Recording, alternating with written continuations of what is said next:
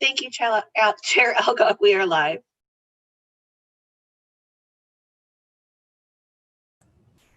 Thank you, Crystal.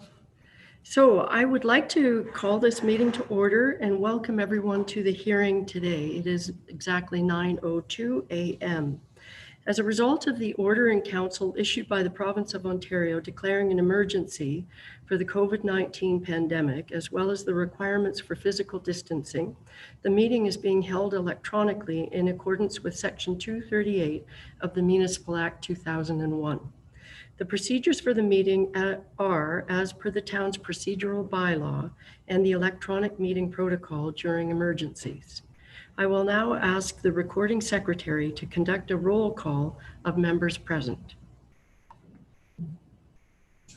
Chair and Deputy Mayor Nancy Alcock. Present.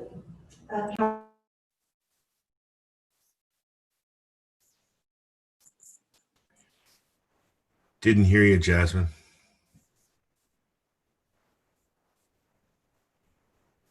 Nothing. Bob Stone. Yes, I'm here. Mayor Karen Terziano.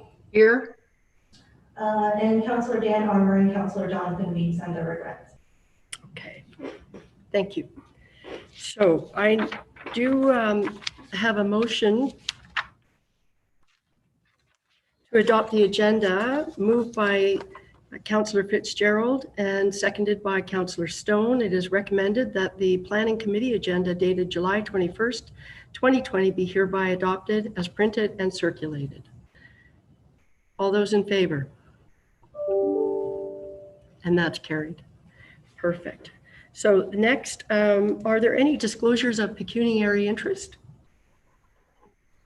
Okay, seeing none. I'd like to welcome everyone to the public portion of the meeting to consider applications to amend zoning bylaw 2008-66P pursuant to section 34 of the Planning Act. And I have to say, this is the first time we're holding a public meeting, so bear with us as we do this electronically. So the procedure of the meeting will be as follows: a brief explanation of the purpose and effect of the application, and any correspondence received to date will be given by staff. The applicant or their representative will be asked to provide any additional comments without repeating the information already outlined by staff. Any members of the public present will then be permitted to ask questions or provide comments respecting the applications. Committee will then have the opportunity to question the applicant, the planner, or anyone giving presentations. Once the public meeting is concluded, the input received and proposed amendments will be considered by committee and council.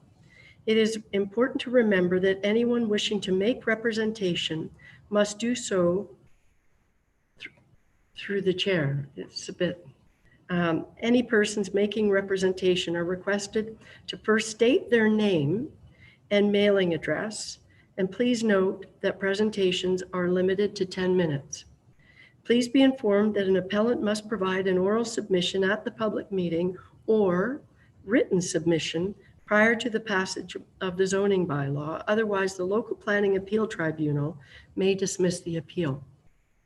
If you wish to be notified of the passage of a zoning bylaw, you must file either with the recording secretary or with the clerk a written request for notification prior to the passage of the proposed zoning bylaw. Each notice of complete application and public meeting included an explanation of the purpose and effect of the proposed amendment, and notice was required to be posted at the subject lands. The notice was therefore considered to have been provided in accordance with the provisions of the Planning Act and applicable sections of the Huntsville Official Plan. So our first item is we will now deal with the application Z07-2020 HTE Martin. And I would ask Curtis Sabre, you're there, Curtis, welcome, to start the application. Thank you, Madam Chair, members of committee and members of the public with us here today.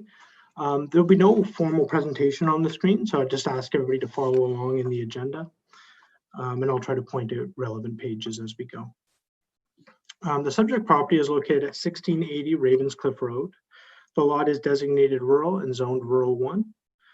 The proposed amendment would change the zoning on this lot from a rural 1 zone to a rural 1 zone with an exception to reduce the required lot frontage from 150 meters to 115 meters to facilitate the creation of 1 new rural lot. The proposed severed lot would have an area of 4 hectares with 122 meters of frontage on Ravenscliff Road. And the retained lot would have an area of 20 hectares with 122 meters of frontage on Ravenscliff Road. According to the policies of the official plan, this designation anticipates single detached dwellings located on large lots which front on existing year-round maintained publicly owned roads. So there's a section of the official plan that states the minimum requirements for a new rural residential lot will be 2 hectares in lot area with 134 meters of frontage on a publicly maintained road. Additionally, section K43 of the Muskoka official plan states that a minimum of 150 meters of frontage is required on a Class A road, such as Ravenscliff Road. As both the severed and retained lots would only have a frontage of 122 meters on Ravenscliff Road, the proposal does not appear to be in keeping with the requirements of the town or district official plans. The application was circulated in accordance with the provisions of the Planning Act and no objections have been received. The application does not appear to conform to the policies of the town or district official plans, and therefore staff are recommending denial. Okay, thank you, Curtis. I would now call upon the applicant or their representative to provide any additional comments. And so at this point, I believe I'm turning it over to the deputy clerk. Over to you, Crystal. Thank you, Chair Alcock. I will now ask if the applicant or agent is present and would like to speak to this file, and if so, please do so by raising your hand. The hand that I see raised is from Shelley Martin. Shelley, you will now be brought in as a panelist and your video will be interrupted momentarily.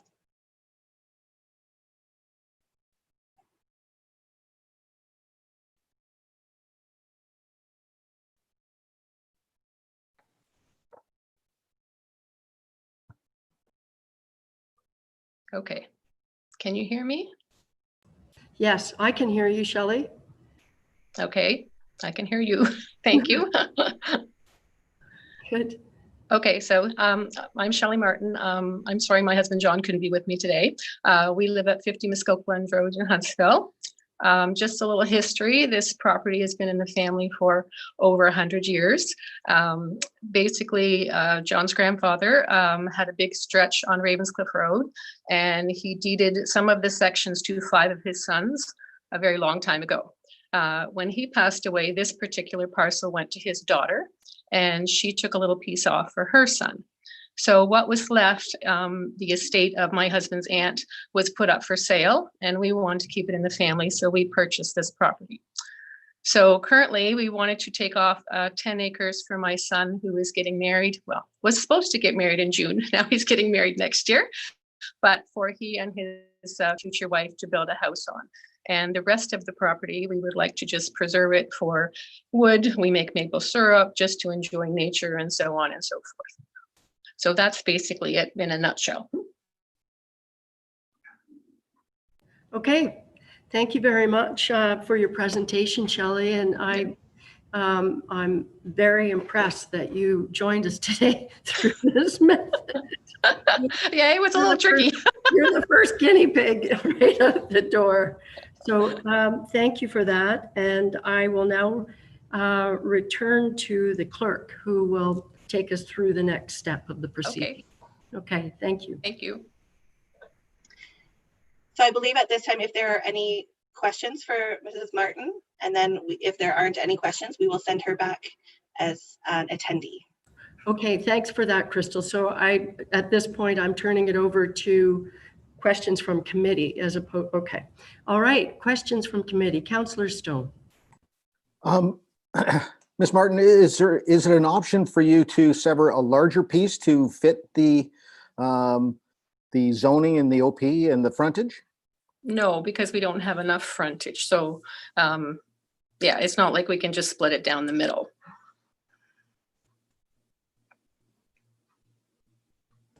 Mayor Terziano.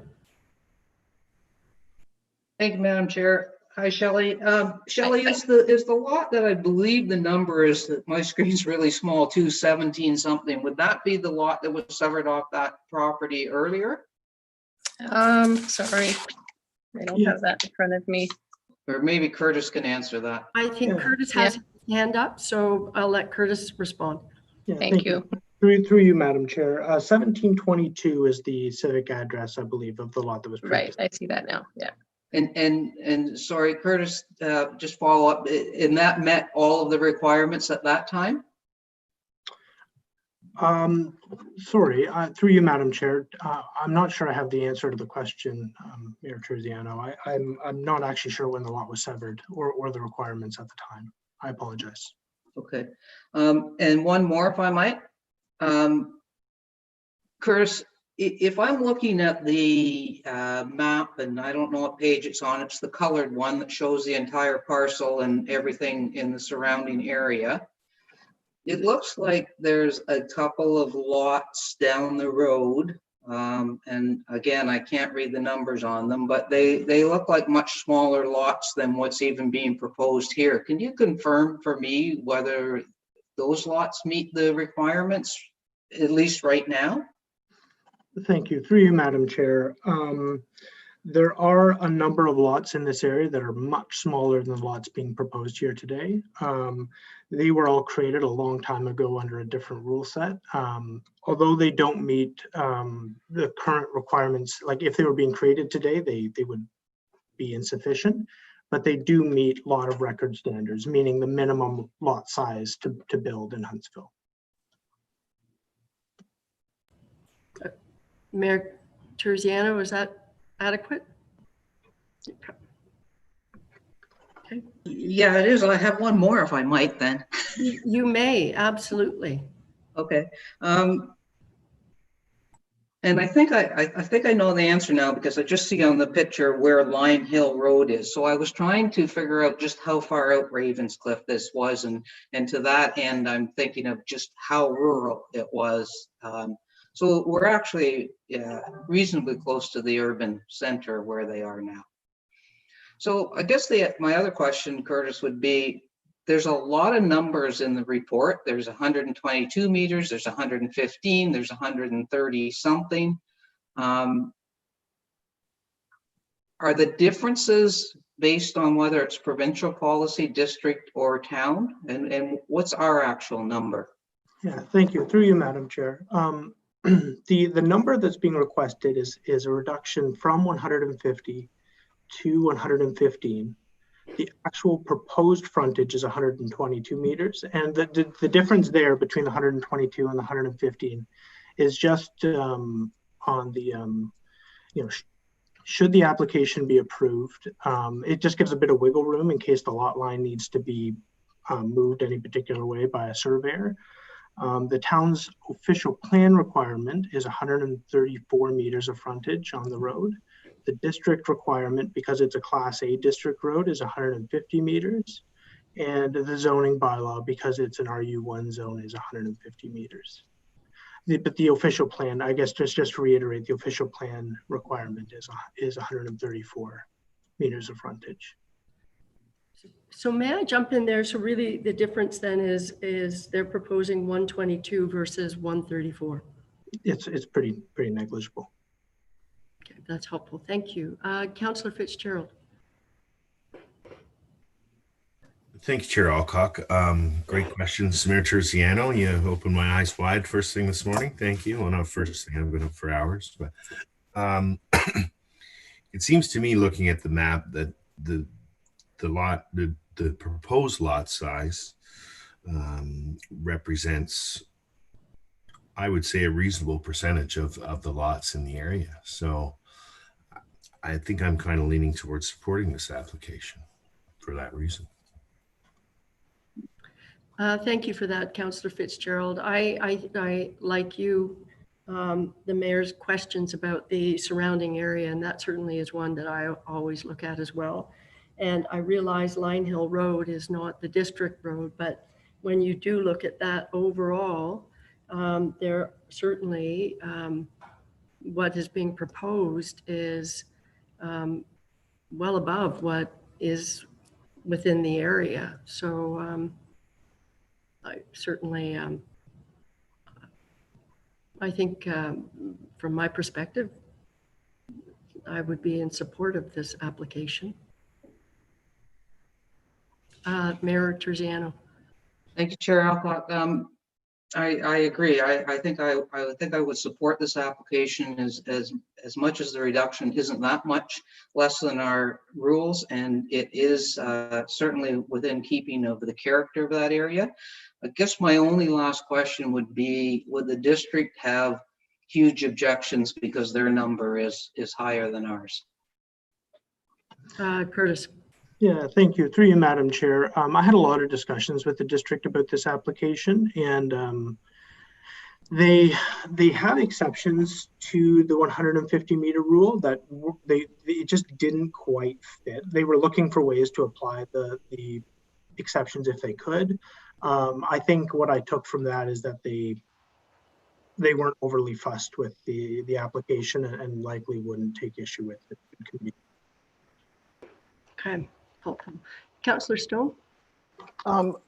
Through you to Curtis, if I can, is part of the denial to prevent urban sprawl?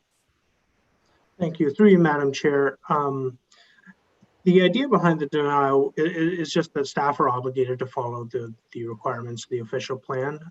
We don't have a lot of leeway, so when it stipulates specific sizes, we're obligated to make the recommendation we do.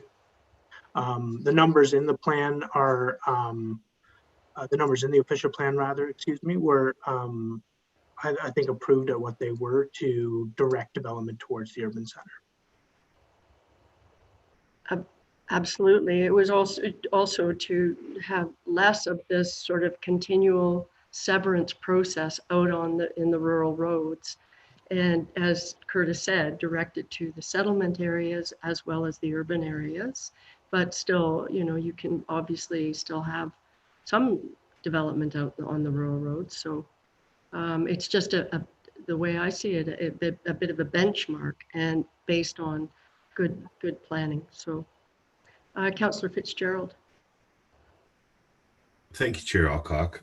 I guess I can't help but think in 10 or 15 years down the road, how much development is going to be actually out through that area. You know, looking around historically, places that I've lived, if we plan this carefully, that there will be further development out that way. And I think the OP will probably change again and represent that line of thinking. Although they want everything in the urban core, there's only so much urban core we can deal with, and then it's gone. So thinking ahead, I think we'll see changes in the OP and in the provincial policy and further development, and hopefully we can do that responsibly. That's it. And do I need to make a motion? Thank you, Councillor Fitzgerald. So if you could bear with me for 30 seconds. Sure.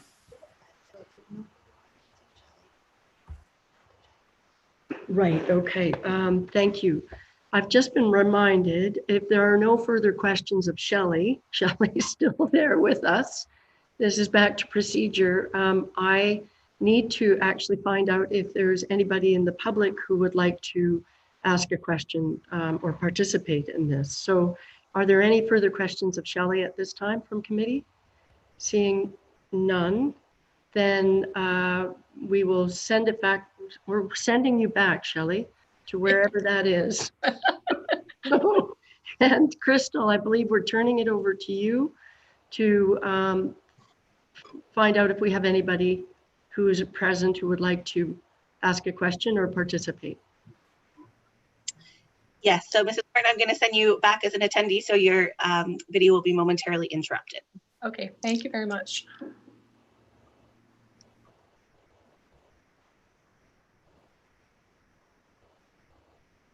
Okay, so at this time, members of the public are reminded to use the raise hand button or press *9 if you are connected via telephone to indicate if you would like to address committee.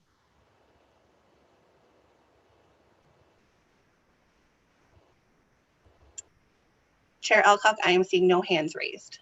Okay, thank you very much. That's good. And so I think we've exhausted the questions from committee members.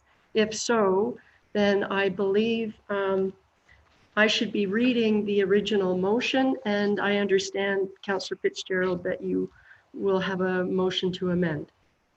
Correct? All right. So I have a motion moved by Councillor Stone, seconded by Councillor Fitzgerald. It is recommended that Planning Committee deny zoning bylaw amendment Z07-2020 HTE, changing the zoning from a rural 1 zone to a rural 1 with an exception to reduce the required lot frontage from 150 meters to 115 meters to facilitate the creation of 1 new rural lot. This is the Councillor Fitzgerald, this is your motion to amend. It is moved by you, by Councillor Fitzgerald, and seconded by Councillor Stone. It is recommended that the following word be deleted, deny, and further that the following word be inserted in its place, approve. So are there any questions or comments about this amendment? Seeing none, all those in favor? And that amendment is carried. So, and now, am I reading the final motion? Okay, there we go. We've got lots of efficiency happening here. I have a motion moved by Mayor Terziano, seconded by Councillor Stone. It is recommended that Planning Committee approve zoning bylaw amendment Z07-2020 HT, changing the zoning from a rural 1 zone to a rural 1 with an exception to reduce the required lot frontage from 150 meters to 115 meters to facilitate the creation of 1 new rural lot. Questions? Seeing none, all those in favor? And that's carried. Thank you, everybody, for that. That's great. One second, if you might.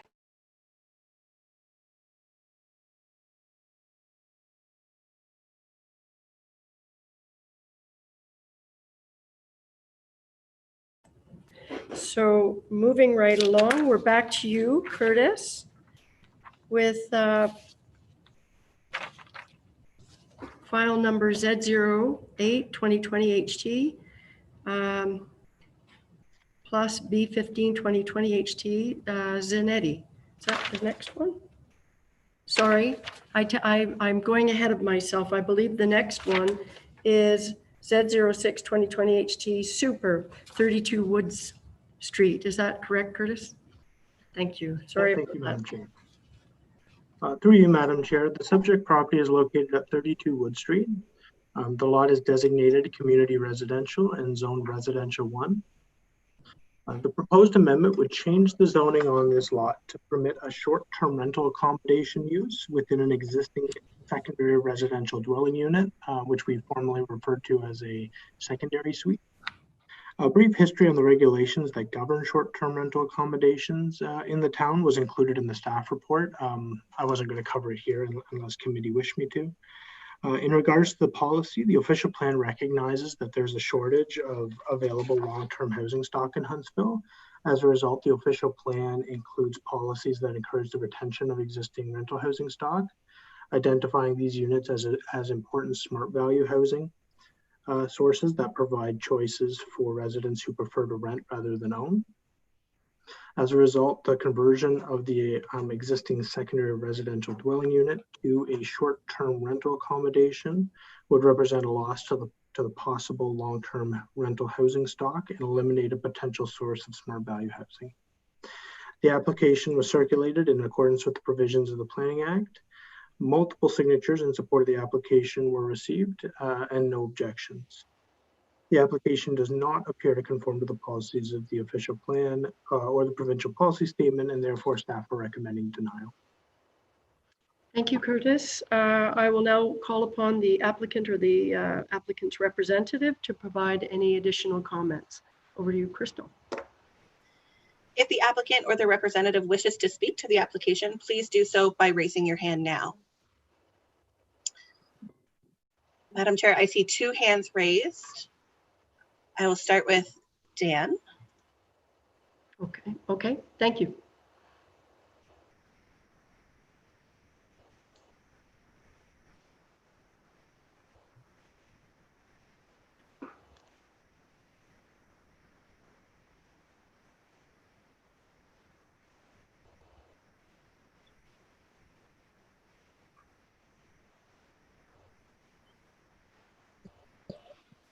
Can you hear me? Sorry.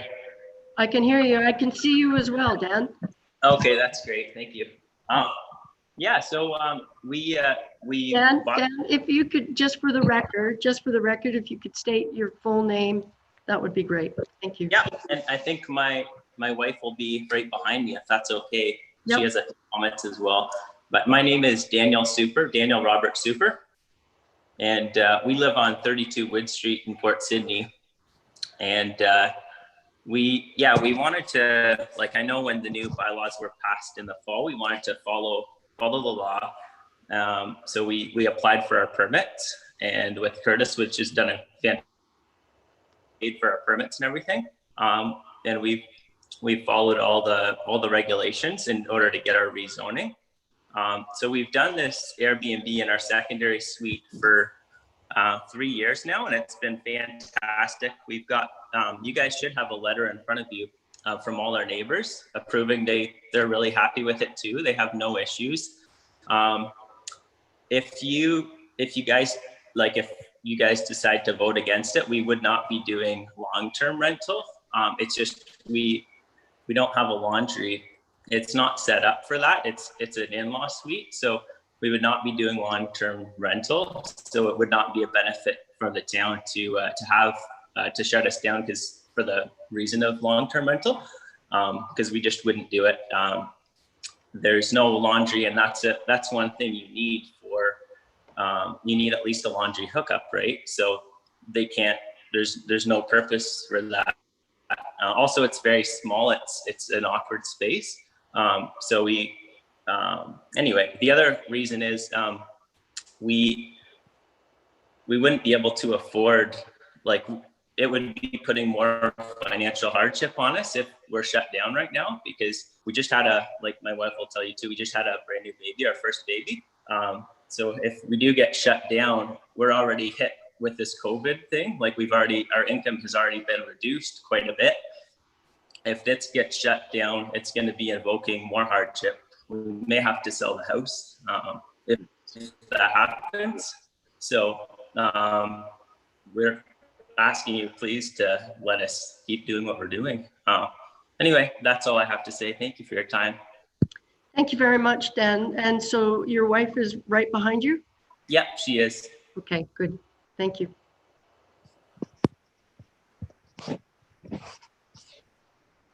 Chair Alcock, would you like to bring in Jessica? Do I have Yes, please. to press?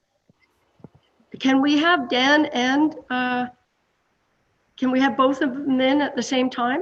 That's It's completely up to you. We can certainly do that. I think so. Yeah, that makes sense. Please.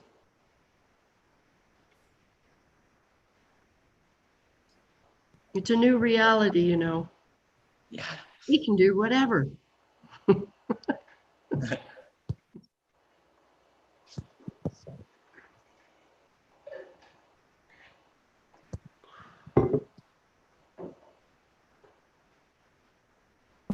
Jessica, I can see the Jessica is about. Hi, Can you hear Jessica. me? Yes. Hello. Wonderful. Okay, so I'm Jessica Super. I'm Daniel's wife.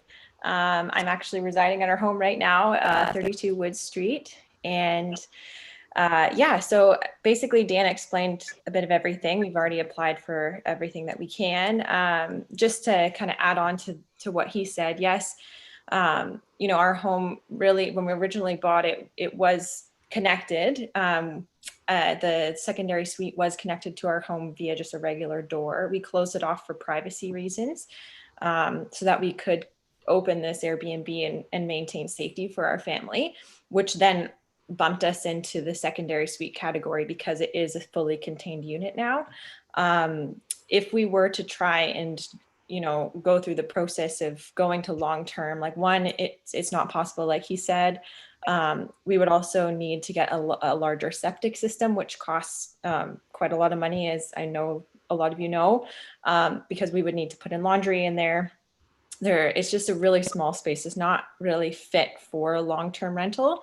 But the biggest thing is, like he said, like this has been a huge blessing to our family. I'm a nurse, and because of COVID, I had to go off work early because I was pregnant, and because I had just finished my nursing schooling this past fall, I didn't have enough hours to get my maternity leave, which meant now not only do we lose my income of me as a nurse because I had to leave work early, but also then that meant we didn't get my mat leave. So we don't have income in that way. We just have Dan's income and then now our short-term rental accommodation income. So like he said, it's a really big deal to us. We love what we do. We've been doing it for years. We have nothing but good reviews on Airbnb. We're considered super hosts. We've been super hosts since we started, which means we have amazing reviews. And, we really feel like we have done a great service to our community by, opening it up to people from all over the world to come and see Port Sydney and see how beautiful it is here in Huntsville. So we're really grateful and thankful to be a part of that tourist aspect of our community and, promoting our town as best as we can through that. And we just would really love to continue doing it because as Dan said, like we've already, looked into the possibility of having to sell our home if this doesn't go through. And we just, it's really a hard market to buy right now, as I'm sure you're all very aware. So that would be, instead of creating housing, it would actually be losing housing on our end. So anyways, that's all we really want to say. And if you have any questions, we'd love to answer them. Thank you very much for that, Jessica. And so I will ask members of committee if they have any questions of either of you at this time.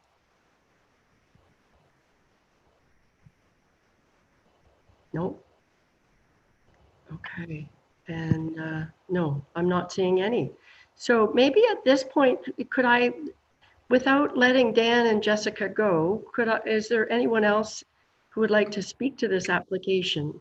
Or do I have to let them go before I ask? Crystal. That is completely up to you as well. So we can ask now if there are any other members of the public who wish to speak to this. I would like to do that before I let these two go. Perfect. So if there are, if you could please raise your hand. If you're connected via telephone, please press *9.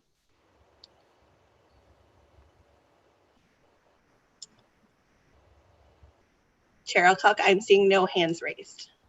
Okay, thank you very much. And so Mayor Terziano has her hand up, and so does Councillor Fitzgerald. So after the mayor.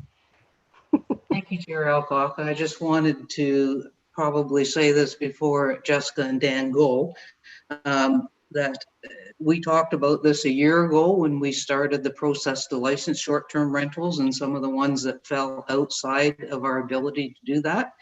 And we set up the zoning process, and our intent was never to make life more difficult for our residents.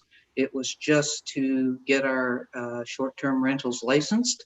So I won't be supporting the denial of this. I will be supporting this zoning to happen for them.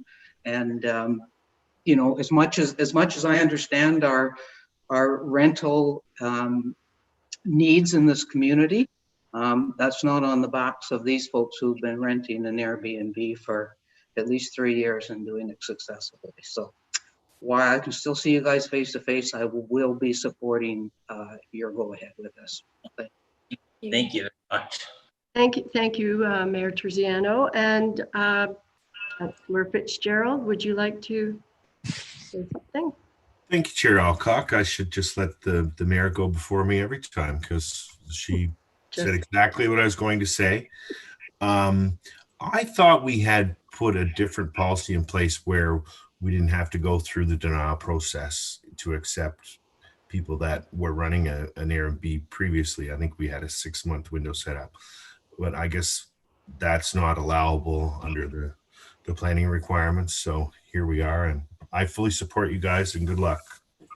If I may, Councillor Fitzgerald, I want to follow on that, and I will ask Kirsten to speak, or Kirsten or Curtis to speak to that, because I also agree. I just wanted to say, seeing this application, the fact that it's already being run as an Airbnb, and for a few years, that was not our intent to shut things down, and I'm a huge housing advocate, so I am very much in support of the mayor's comment on that, as well as yours, Councillor Fitzgerald. But I will turn it to Councillor Stone in one sec, but I want Kirsten to respond to that. It seems uncomfortable to have to bring these applications when they're sort of not what we intended. And I wonder if there's a way we can improve that. Thank you, Madam Chair.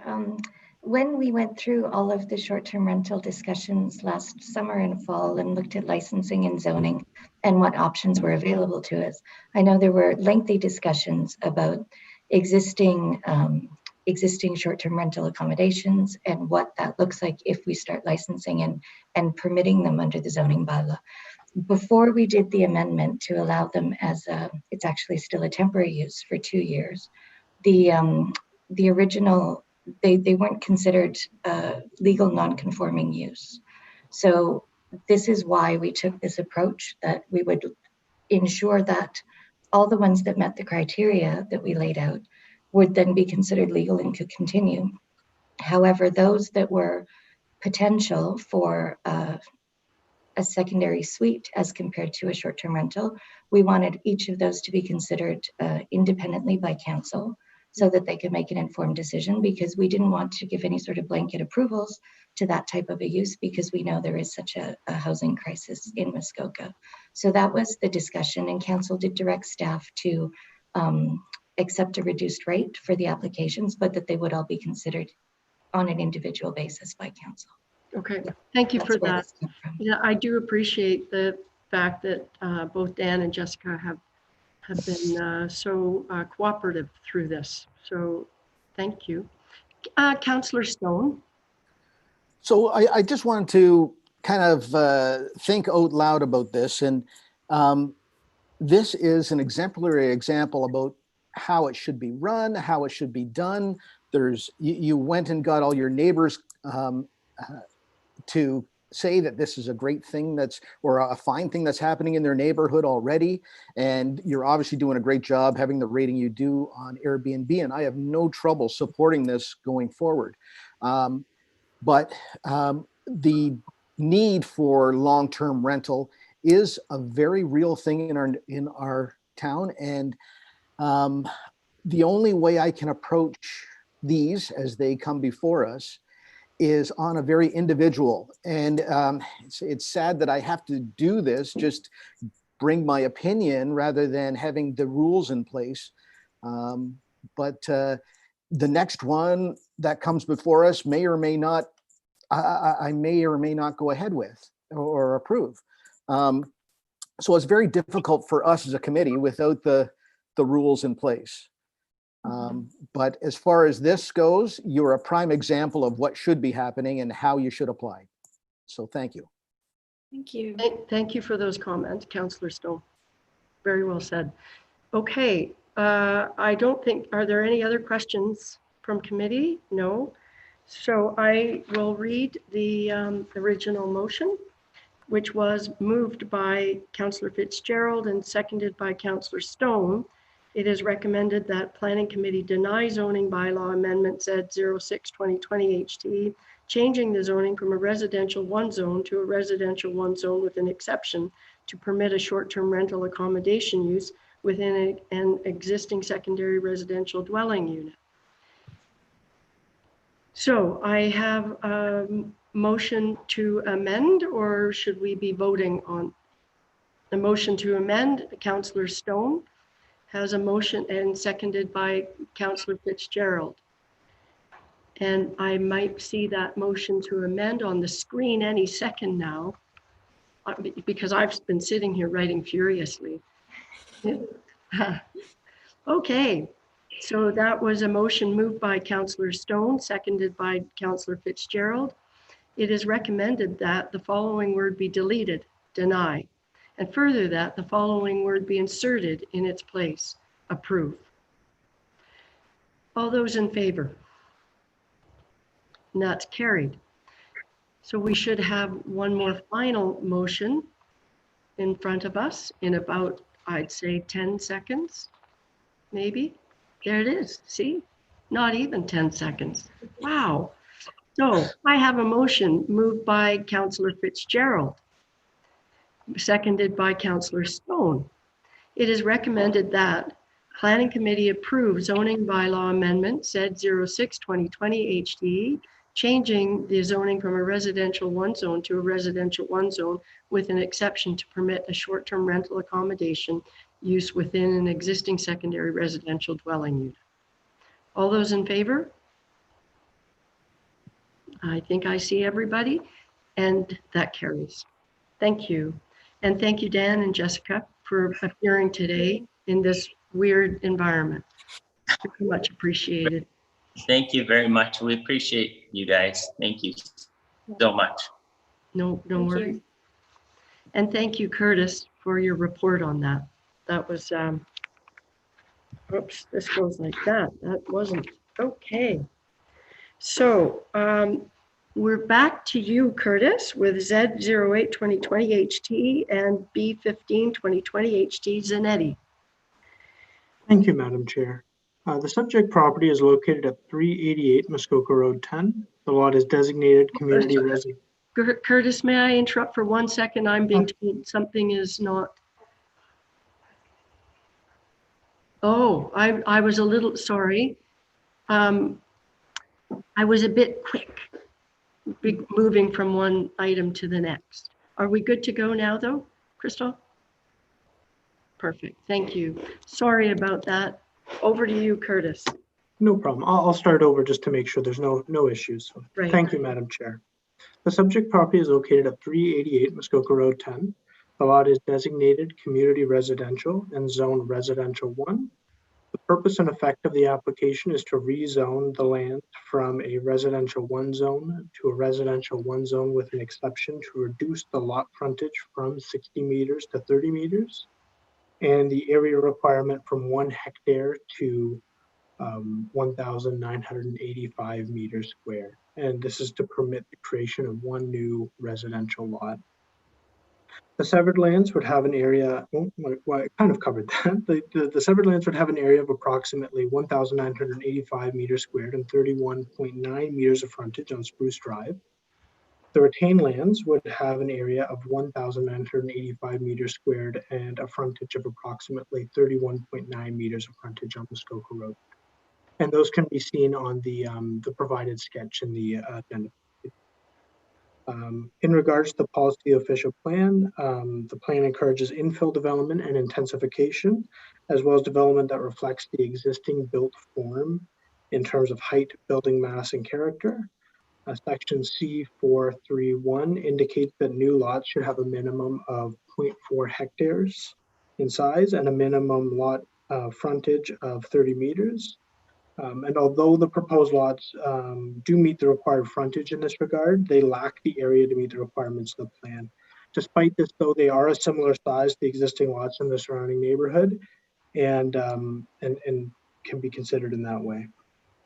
Section E of the plan states that privately serviced lots must have sufficient suitable area to adequately accommodate services. To address this requirement, a technical report was submitted by Duke Engineering in support of the application. The author confirms that both wells and septics could be established on the proposed lots without impacting the source water in the Port Sydney community. As such, the proposed lot area and frontage would not appear to be a barrier to establishing private water and sewer services on these lots. The application was circulated in accordance with the provisions of the Planning Act. 3 letters of support were received, all from abutting owners. We just received a letter of objection just as the committee was starting. It appears that I read it quickly, it appears that that letter was raising concerns about the proposed lot sizes. I'm just suggesting that, the lots don't meet the minimum and they maybe should. The application appears to conform to the policies of the official plan and provincial policy statement, and therefore staff are recommending approval. Thank you, Curtis. Is the applicant here or the applicant's representative? Would they like to speak to this application? So if the applicant or their representative wish to speak to the application, please do so by raising your hand.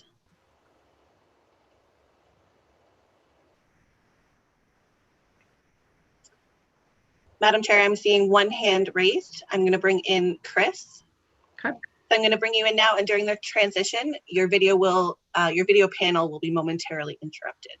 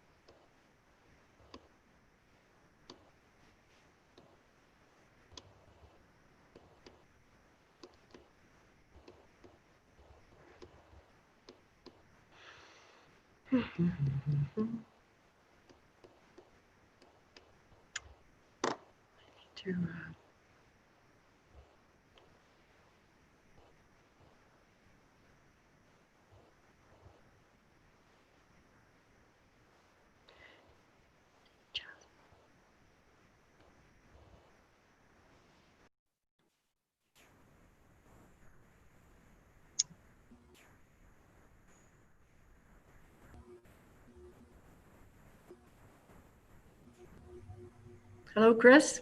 Welcome. Hello. Thank you. Over to you. To me? Yeah, if you'd like to speak to the application, I know, or were you just here to answer questions if the committee had questions? Sure, I'll answer questions. I think Curtis pretty much covered everything very well. The proposed severed lots would fit with the community, as he said. All the other lots on that road and on Muskoka Road 10 are the size that we're proposing. So I think everything fits nicely. Okay. And I'm prepared to take questions, or I believe Lanny's here as well if you need a technical question answered. Okay, thank you for that. Did you want Lanny to speak to it, or just to, in case? Maybe at this point. No, I don't think he has to. I think Curtis said everything that we need to say. Okay, perfect. Are there questions of Chris from committee members regarding this application? No, and no. All right. So at this point, Crystal, I'm going to find out if there's anyone else who would like to speak to this from the public. The only hand that I see up at this time is Lanny. Okay, and we've said that Lanny doesn't need to speak to this. Chris has suggested not, so there we go. And we don't have any questions from committee, so I think I'm going to just roll here. I have a motion. Sorry, Chair Alcock, before we move into the motions, if there's no more questions of Chris, I'm going to send him back in as an attendee. Okay, final call to questions of Chris. Not seeing any hands, so no questions of Chris. Thank you. All right. I have a motion. Is it okay to move ahead? Yep. All right. So I have a motion moved by Mayor Terziano and seconded by Councillor Fitzgerald. And it reads, it is recommended that Planning Committee approve zoning bylaw amendment Z08 2020 HT, changing the zoning from a residential 1 zone to a residential 1 zone with an exception to reduce the lot frontage from 60 meters to 30 meters and the area requirement from 1 hectare to 1,985 meters square to permit the creation of 1 new residential lot. Questions or comments? Councillor Fitzgerald. Thank you, Chair Alcock. Just a comment. This is something that actually makes me happy because we're in a special development area, and this is what I was trying to get accomplished when we reviewed our OP, and this is the infill that should happen. So I'm happy that it's happening. Lots of young families need an opportunity to move to Port Sydney and our special development areas. So I love the infill. Perfect. That's what we were striving for in the new OP. So that's great. Okay, any other comments, questions? Seeing none, all those in favor? And that's carried. Thank you, Madam Chair, members of committee. Thank you very much, Curtis. I believe you're still up next, right? What?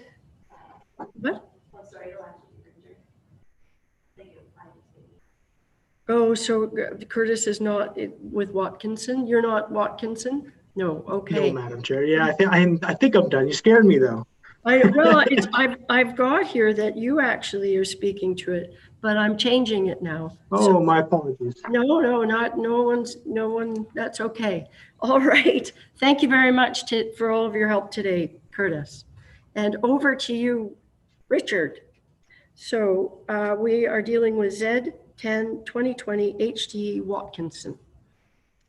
Thank you. Good morning, Madam Chair, Your Worship, and councillors. The subject property is 687 South Berry Lake Road, located in Port Sydney. The existing lot has an approximate area of 1,416 meters squared and an approximate frontage of 31 meters on the Muskoka River. The lot is developed with a 190.45 meters square single-family dwelling and dock. The lot is designated community residential and is in the Port Sydney Community Settlement Area, and the lands are zoned residential 1.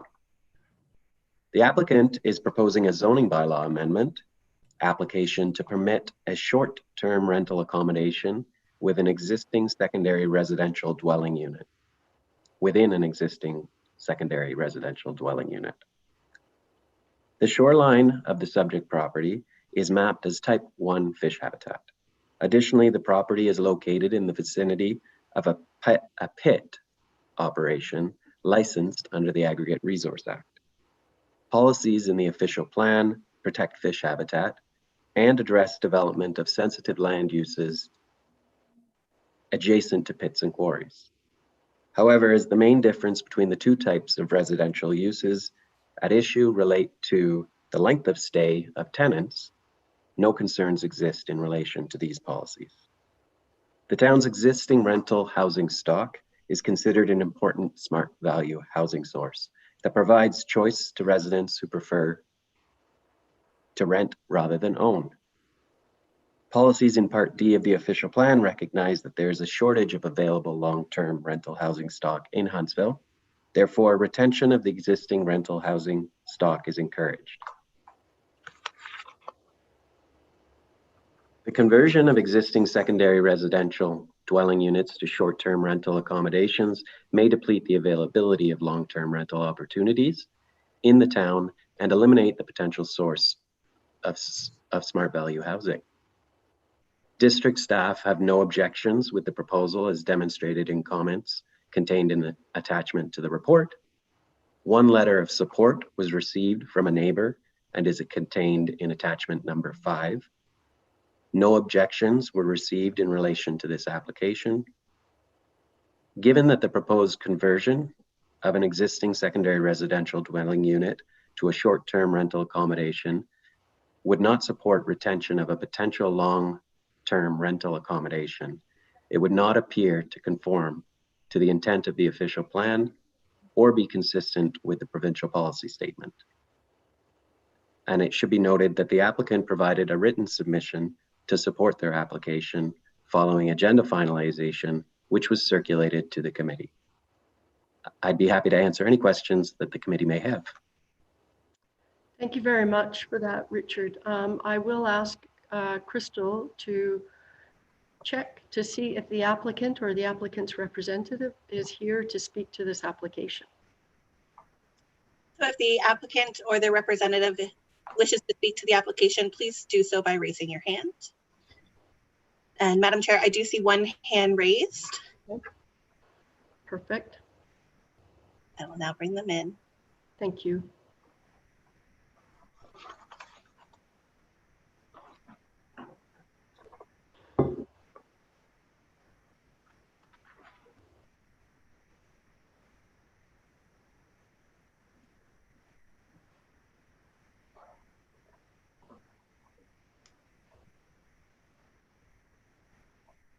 I see Karen.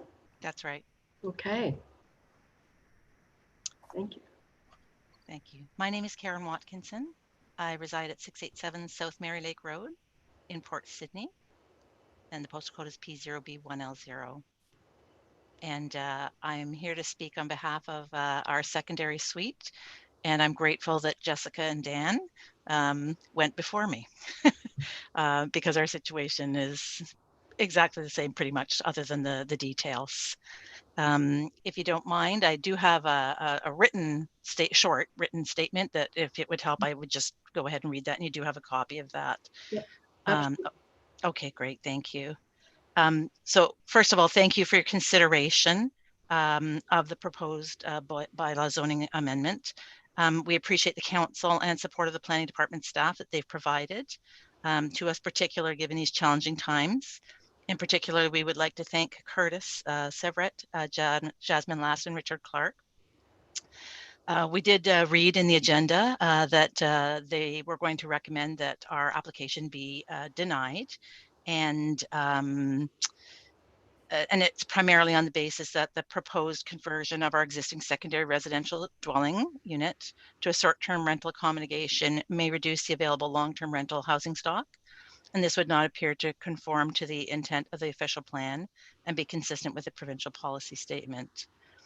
So like Jessica and Dan, factually, the conversion of our existing secondary residential unit would not have an impact on the long-term housing stock because we wouldn't consider renting it long-term. We live on the property. We're not absentee landlords.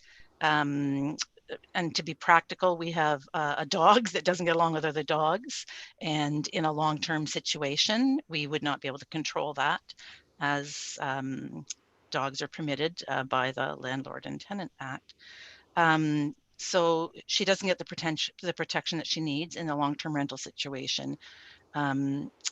Also, in a short-term rental accommodation situation, we can simply say no pets. We want our families to join us for holidays and vacations, and we need the space provided in our secondary residential dwelling unit, otherwise known as our basement, to accommodate everyone. We also want the flexibility at times to enjoy our property without guests, and in a long-term rental, we can't do this. In a short-term rental situation, we simply block off the time so that our family can visit us, or that we can travel without guests on our property. Additionally, we wanted to note that we do receive additional liability insurance through our existing hosting partner, which is Airbnb. It's very important to us and to our guests to have this additional liability insurance. It provides measure of protection that we would have to purchase ourselves. We do also have a stellar record as Airbnb hosts. We've been hosting this is our 4th summer. Like Jessica and Dan, we're also super hosts. We have been since our first quarter when they measured us. And I do comment in my letter that we are not the people with parties and noise and parking issues.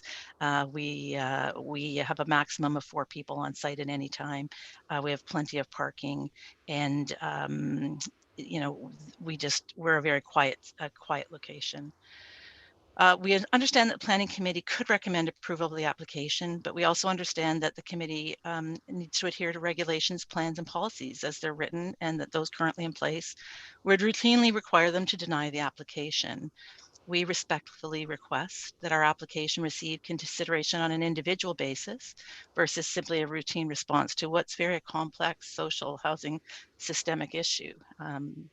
So we're particularly just asking for that consideration on an individual basis, and hope that you would consider our application and approve it. Thank you very much. Thank you very much, Karen. Much appreciated. And so at this point, I might ask committee members if you have any questions of Karen before I go to the public. Nope. And nope. No. Okay. Maybe at this point then, Crystal, can we just go and see if there is anyone present from the public who would like to speak to this? And we'll keep Karen in while we're doing that, just in case. Absolutely. So members of the public are reminded to use the raise hand button or press *9 if you're connected via telephone to indicate if you would like to address committee.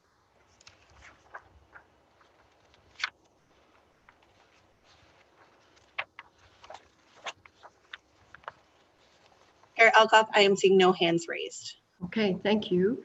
So, and committee members don't have any questions, but I do have a motion before me. Oh, Mayor Terziano. Thank you, Chair Alcock. I don't actually have a question. I wanted to give Councillor Fitzgerald the first chance this time, but I just want to say exactly what I said to Dan and Jessica earlier, and I'll say the same to you, Karen, without taking up the time to say it, but I'll support this application going forward. Thank you very much, Madam Mayor. Oh, Councillor Fitzgerald now would like to say something. All right. Thank you, Chair Alcock. I live across the street, very close to this residence, and I was not aware it was an Airbnb. And it's been operating for 4 seasons. So that's a testament to, I guess, a super host. And since you've been operating for 4 seasons and I wasn't aware, it seems to fit part and parcel with what we're trying to accomplish here. So keep up the good work. Thanks, Julie. I can support this. Thank you, Councillor Fitzgerald.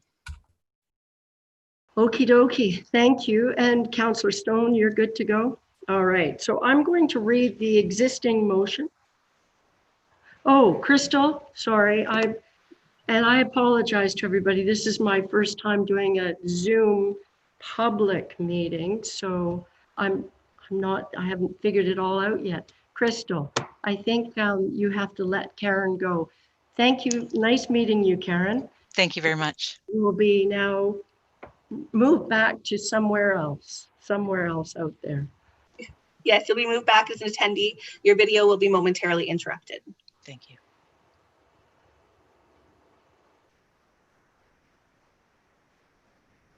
Good thing I have the reminder. I have a couple of very capable people here reminding me. It's a good thing I'm here in Town Hall. So I have a motion moved by Councillor Stone, seconded by Councillor Fitzgerald. It is recommended that Planning Committee deny zoning bylaw amendment Z10 2020 HC, changing the zoning from a residential 1 zone to a residential 1 zone with an exception to permit a short-term rental accommodation use within an existing secondary residential dwelling unit. So Councillor Stone would like to move an amendment? That's correct. All right. And would anyone like to second that amendment? Mayor Terziano. And there it is. Look at that. It's magic. It's magic. I have an amendment to this motion moved by Councillor Stone, seconded by Mayor Terziano. It is recommended that the following word be deleted, deny, and further that the following word be inserted in its place, approve. Questions, comments? All those in favor? And that's carried. Brilliant. Thank you. So that one goes. And any second now we'll have the revised. Here we go. I have a motion moved by Councillor Stone, seconded by Mayor Terziano. It is recommended that Planning Committee approve zoning bylaw amendment Z10 2020 HT, changing the zoning from a residential 1 zone to a residential 1 zone with an exception to permit a short-term rental accommodation use within an existing secondary residential dwelling unit. Questions or comments? Seeing none, all those in favor? And that's carried. Thank you for that, and thanks for the good report, Richard. All right, so that's that. And we're back to you, Richard, with Z13 2020 HT Palmer. Thank you. Through you, Madam Chair, the subject property is 159 Jolie Point Road. The lot has an approximate area of 1,169 meters squared and an approximate frontage of 35.7 meters on Lake of Bay. The lot is designated waterfront and is zoned Shoreline Residential 1. The applicant is proposing to construct 2 additions to the existing 94.4 meter square single-family dwelling. One 33.3 meter square ground floor addition to the rear of the dwelling, and one 1.6 meter square ground floor addition to the east side of the dwelling, or a bay window addition. Attachment 2 contains a sketch that illustrates the location and footprints of the proposed additions.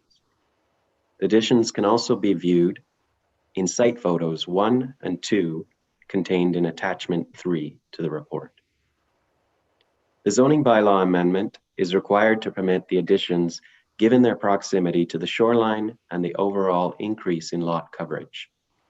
The additions require a reduction to the minimum required front yard setback from 20 meters to 9 meters, and an increase to the maximum lot coverage for primary structures from 10% to 13.1%.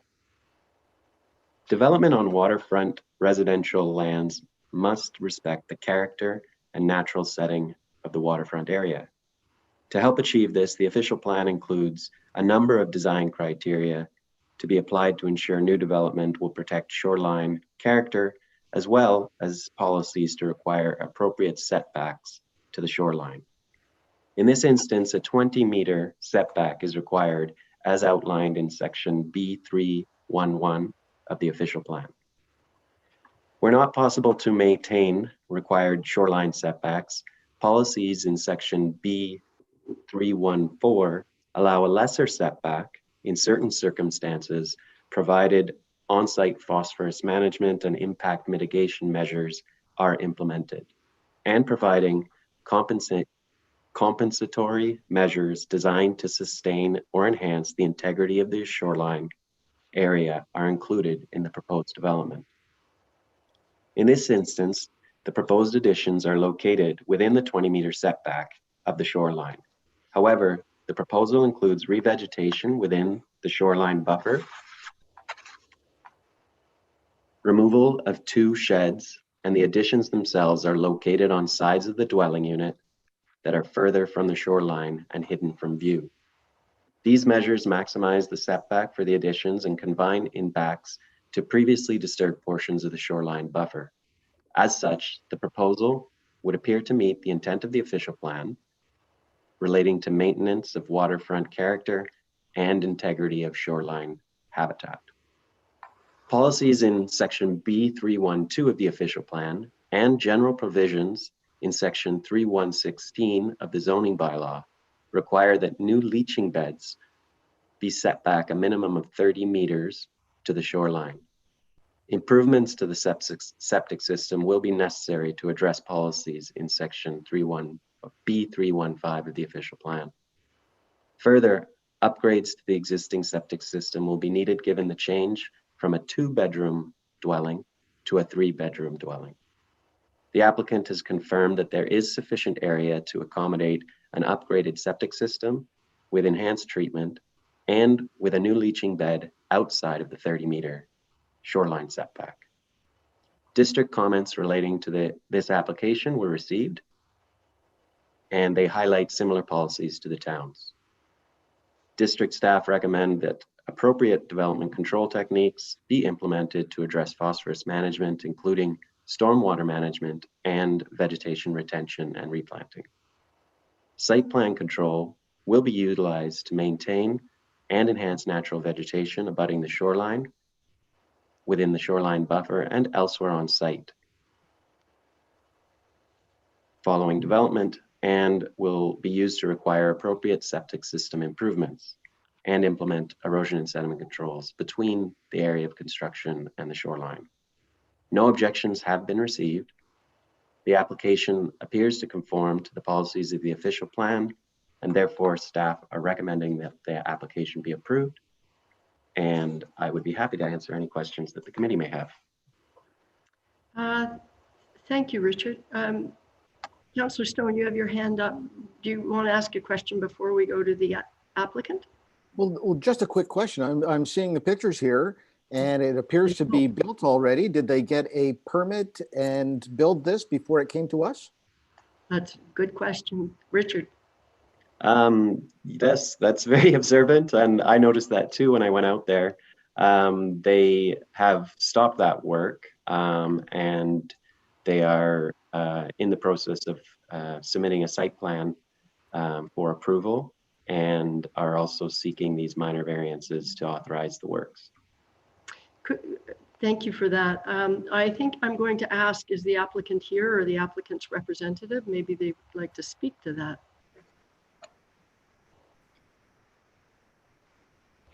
Chair Alcock, I can see that the applicant's representative is here. Okay.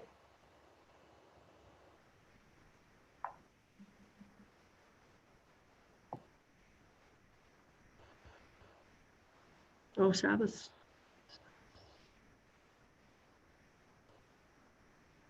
Hi, everyone. Can you hear me okay? Yep. Welcome, Sabas. Thank you. Good morning, members of council. I'm here, as you know, representing Mr. Palmer as his agent and professional planner on this application. So just before I address the one question so far that's come in, I just want to briefly state a couple of things about this application. Firstly, as staff has already noted in their report and their presentation, the location of the proposed additions on this property are really attempting to sort of stay as far away from the water as possible. But when you're dealing with legal non-complying structures such as the dwelling, additions to it often, no matter how hard to try, still actually end up appearing fairly close to the water. So even though an addition, the minimum setback of the closest addition is 9 meters, yeah, I just want to note that that portion of the addition is just for a bay window, so no increase in the footprint area. It actually was replacing a little shower that used to exist in that spot. And then also the additions at the back primarily are outside of 15 meters from the water, which is likely the more sort of important setback, I guess you could say, for the waterfront area, because that represents the waterfront buffer. Now, in terms of maintaining the natural look and feel of the property, staff has noted that the additions are located in an area where they're hidden from view from the lake, and I expect that to be the case. An enhancement of the shoreline buffer and the retention of the vegetation will occur through site plan control, as staff has already mentioned as well. So we have that level of control in there that these things will occur. So in terms of the addition being constructed, to be honest with you, I didn't know.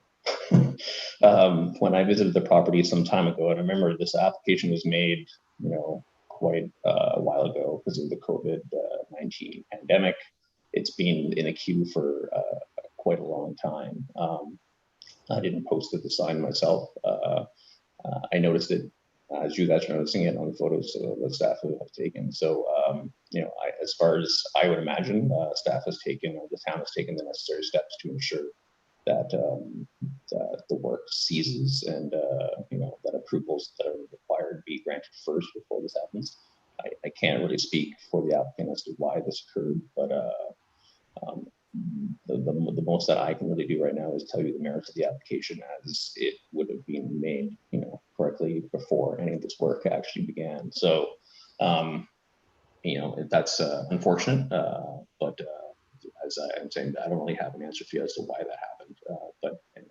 But like I said, I'm sure staff in the town have issued whatever necessary orders to comply or seize work orders that would have been required.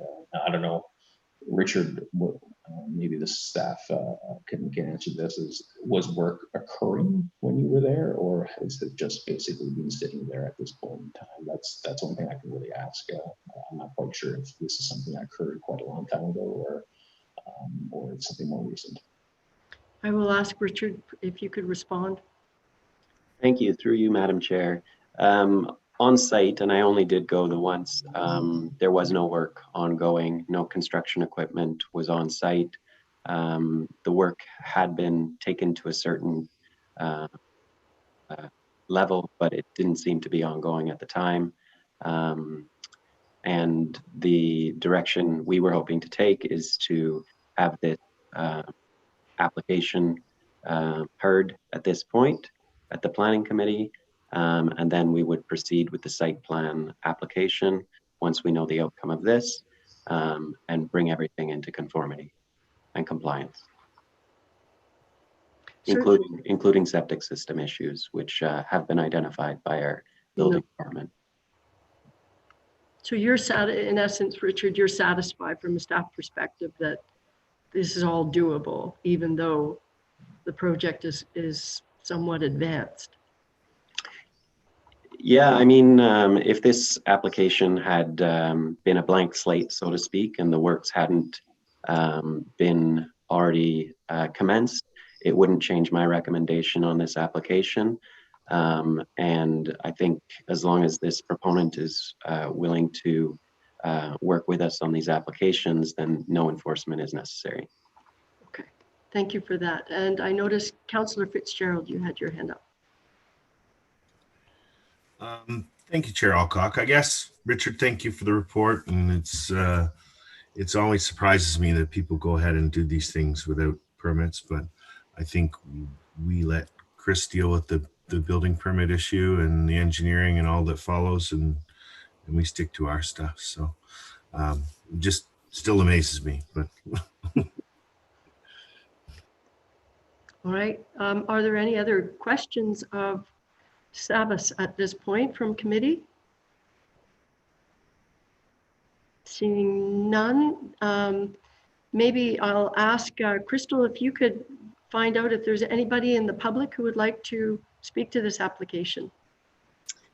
Members of the public are reminded to use the raise hand button or press *9 if they are connected via telephone to indicate if they would like to address committee.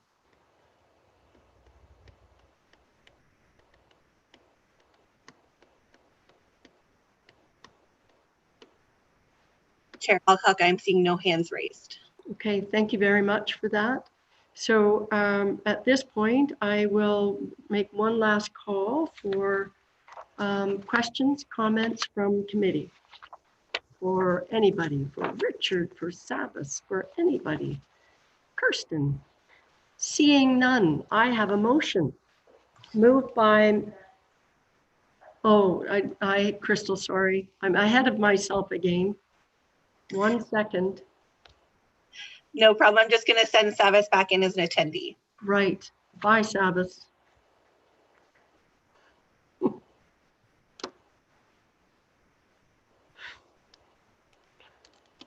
Okay. Good to go. I have a motion moved by Mayor Terziano and seconded by Councillor Fitzgerald. Having a hard time writing.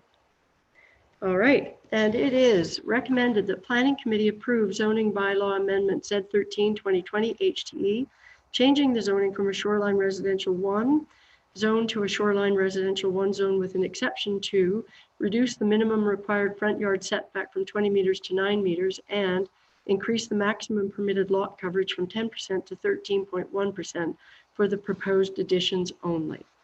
Are there any questions or comments about that? Seeing none, all those in favor? And that's carried.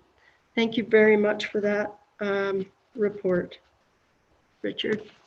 And I believe we have one more application before us, but without a resolution, correct? For information only, but it's over to you, Richard, with Z15 2020 HDE, and B18 2020 HT Chamberlain. Thank you very much. Through you, Madam Chair, the report before you relates to both applications. As Chair Alcock has stated, these are concurrent applications. The report is for information purposes. There's no recommendation, and additional information to support this application is requested from the proponent. The subject property is 49 Bridgedale Crescent, located in Port Sydney. The existing lot has an approximate area of 3,714 meters squared, an approximate frontage of 61 meters on Bridgedale Crescent.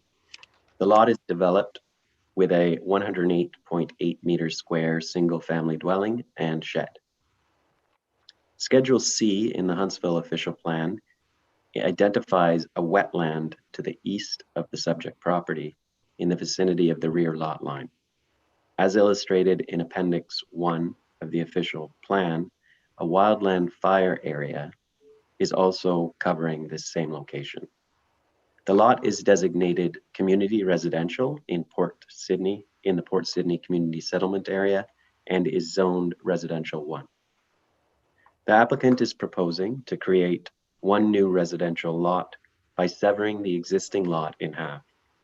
Attachment 2 contains a sketch to illustrate the proposal.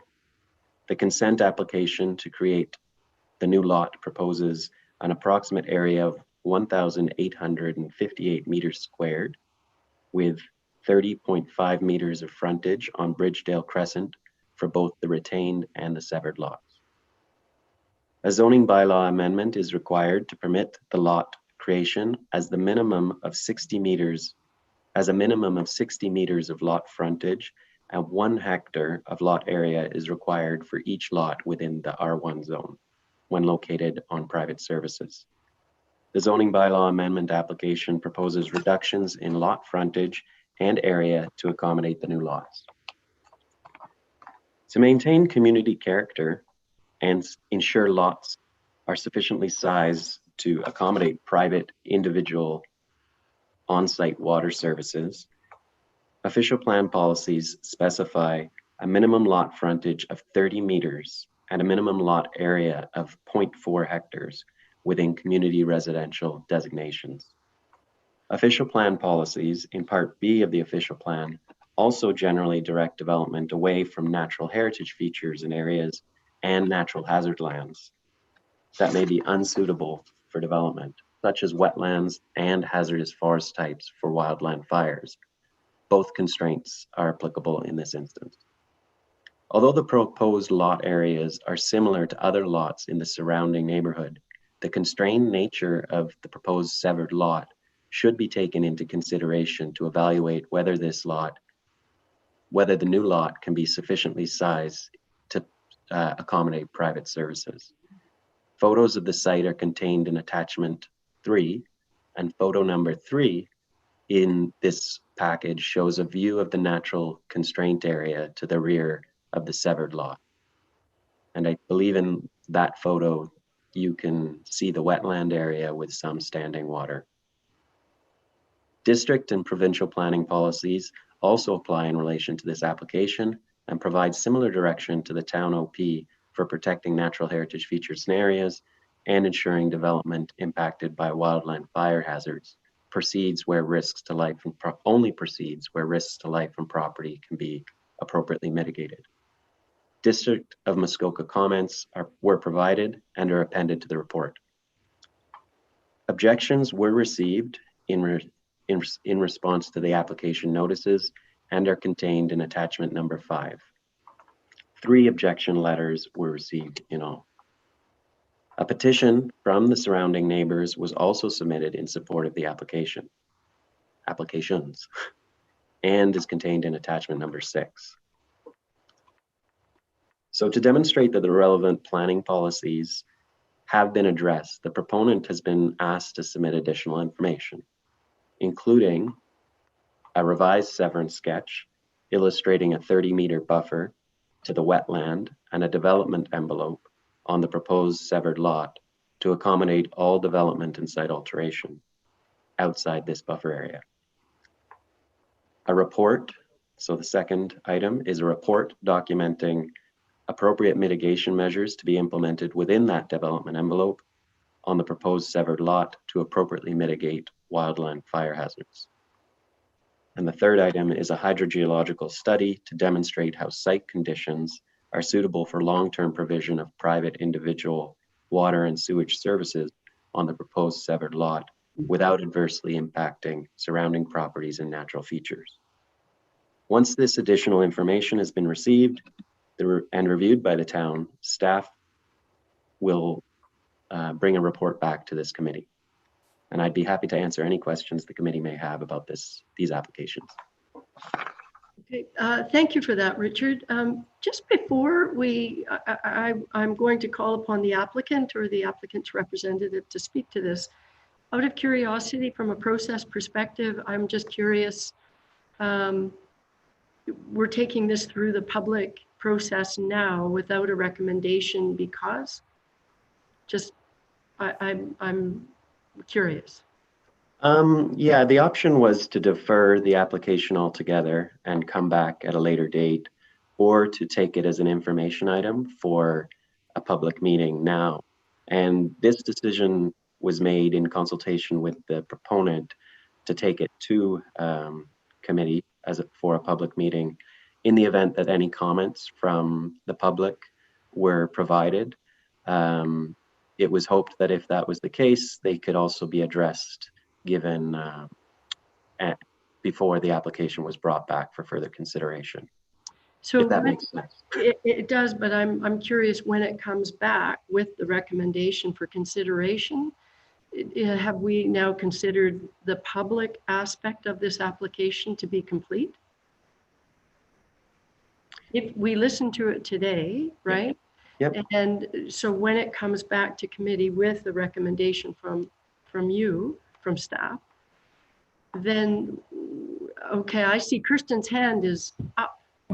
I don't want to put you on the spot, Richard, at all. I'm just sort of curious about this because we're asking for quite a bit of additional information. So to ask public to comment before we have that information, it just seems there's something about that I'm curious about. So Ms. Maxwell, could you speak to that, please? Thank you, Madam Chair. I was just going to add that if significant changes occur with the applications based on the additional information provided, we would be in a position where we would hold a second public meeting and solicit comments again. But because we'd already gone through the process to solicit comments, we thought it would be more appropriate to hold the public meeting as it was, and then we will determine if a second public meeting would be required in the future. Based on the information that you will receive, the secondary information. Okay, that's helpful. And Councillor Stone. So I thank you for the question, Councillor Alcock, just because I believe we're putting the cart ahead of the horse, and this absolutely should be coming back for public consultation in the future. We shouldn't be doing this step first and then saying, oh, sorry, public, we're done with you now. Absolutely bring it back regardless with all the information. So thank you for that, Councillor Stone. I guess that my comment would be that both Ms. Maxwell and Mr. Clark will consider those comments when you get that secondary information, because as a public body, I think we have a very big responsibility to ensure that the public feels they've had a considerable amount of input on this, because there are a number of issues that you've already identified, and we're asking for more information. So I just would hope that you consider those comments. And with that, I appreciate it. Oh, Councillor Fitzgerald, we haven't even gone to the applicant or the applicant's representative yet. Would you like to ask a question now, Councillor Fitzgerald? Sorry. So, Councillor Fitzgerald. I guess more along Councillor Stone's comments regarding the process. It seems to me that we're giving people the opportunity to test the waters to see whether they want to invest in studies and plans required after public comment and the tenure of the committee. So I think we should eliminate this process, and people either commit and decide they want to go ahead with something or not, because again, I think that we will require another public meeting, in my view. I believe so. I agree. So I don't think we should allow people to dip their toe in the water for this kind of stuff. Okay, so noted, but today we are going to pursue this because we've posted this application, and I'm sure the applicant or the applicant's representative is here. We've got a staff note report. So at this point, I'm going to ask if the applicant or the applicant's representative is here, would like to speak to it. So if the applicant or the representative wishes to speak to the application, please do so by raising your hand. And Chair Alcock, I can see that the applicant's representative is here. Okay.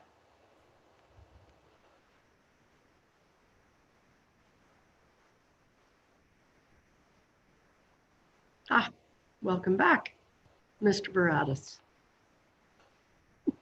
Good morning again. Savas Baradas, Plan Muskoka. I'm here representing Mr. Chamberlain, James Chamberlain, as its agent and professional planner on this matter. First thing I'd like to say is I'll address this sort of procedural issue we have here today. Some of the comments, and but I don't mean any disrespect to anybody here, but some of the comments that came in for requirements for additional information was fairly recent. So the application, as you see it today, was circulated to the public in its current form before these requests were made. And as a result of it being posted on the site and a public meeting date being set for this, I was asked the question, do you want to defer the public meeting altogether in light of not being able to provide the additional information prior to the public meeting date, or proceed with it the way it is on the basis that we can make something of the fact that it was already posted for a public meeting. And I figured since we'd already posted it and there was some objections from neighbors that were noted and some positive comments as well, that maybe holding a public meeting would have been appropriate, given the fact that maybe there's a chance there's going to be some changes made to this proposal to address whatever the results of the additional studies and report that are required to support the application would be made, that we could maybe address the concerns of any neighbors that would like to speak up about this application as well. So I think that was the reason for it. To be honest with you, I don't expect much to change about the proposal as a result of their studies. They're either going to tell us there's two things: the hydrogeological study, as Richard has mentioned. That's just going to basically confirm for us whether or not this lot can be serviced with private individual services and accommodate development as well. And that's going to be in conjunction too with sort of second aspect. As Richard has already mentioned, the official plan shows a location of a wetland behind this property on a large block of land sort of outside the settlement boundary of Port City. I expect to find that right now the official plan's mapping, it is at a pretty large scale. The accuracy of the exact wetland boundary is not expected to be found on that schedule to be absolutely 100% true to that exact line. The line thickness and all that kind of stuff, the size of the scale of the map all comes into play. So I sort of felt that us as planners should probably go out, have a look at the property, have an idea of where that boundary is, and then given the fact that there's going to be a wildfire assessment required as well, that we could potentially have an ecologist go out, review locate the edge of the boundary and make a recommendation for an appropriate buffer from that wetland. Staff had recommended the idea of sort of assuming a conservative boundary from the back of the property, assuming like basically the worst, and applying a 30-meter buffer. And a 30-meter buffer on this property from the back of it would be fairly constraining.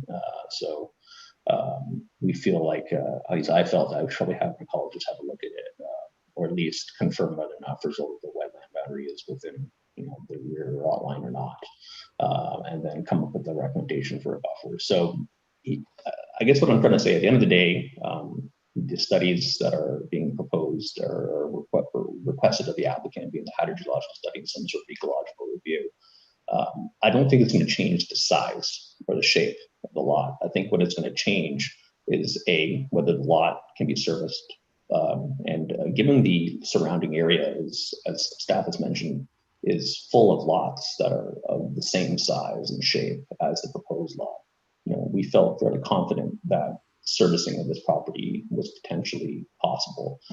You saw the same thing in an application actually on this agenda earlier on. The Zanetti application was for a very similar size and shape lot in Port Sydney. So, I don't think that would be a far-fetched idea that this property would be serviced privately. And whether or not there is going to be a buffer applied to the back of it, what exactly the size and nature of that buffer will be. So at the end of the day, I guess what I'm trying to say is this lot, I believe we'll find out it can be developed, but I think it's just the minor details that we're going to have to flush out, like how much of the back of the property should be considered a natural buffer from the wetland, assuming the wetland boundary is within, a very close distance to this property, and whether or not the property can be serviced at all or not. So those two items, I don't expect there to be much of a change to the shape and size of the actual lot. Really, realistically, there isn't much we can play with here. So I think that's where we're at. That's why those sort of things played into the idea of me thinking, well, we should probably have the public meeting since we circulated it anyways, and get some more public comment if there was any more public comment to be had, and then we can sort of address all those things at once with the next proposal that comes in. So that's where we're at. Just to add one last piece of information, the idea of creating this lot is for the Chamberlain family to build a new family home. They plan on severing the lot into half. Right now, the existing home on the lot is on one half of it. And interestingly enough, the legal description of the property is 2 lots. And I think they merged at some point in time when this area was laid down. The one house that's on the property right now was constructed on one half of that property. So severing it in half actually works out pretty good in terms of being able to construct a new home for themselves and basically end up selling this home as well. And I think, I think the proposal, it's good planning, and just as long as we can address all the ecological and servicing sort of issues or questions that have been raised by staff, I feel like the application will probably be able to do that, and we'll find out what level of detail we need to look at that hopefully soon. So that's all I really need to add. I think if you would like to ask me any questions, I'd be happy to answer them. Thank you. Thank you for that, Savas. That was actually very, very helpful. A lot of good information there as to the why. I would ask at this point if there are questions from committee of Savas before we go to the public, or would you maybe like to go to the public? I'm not seeing hands. So at this point, Crystal, could we find out if there's anybody from the public who would like to speak to this application? That would be great. Absolutely. So members of the public are reminded to use the raise hand button or press *9 if they are connected via telephone to indicate they would like to address committee.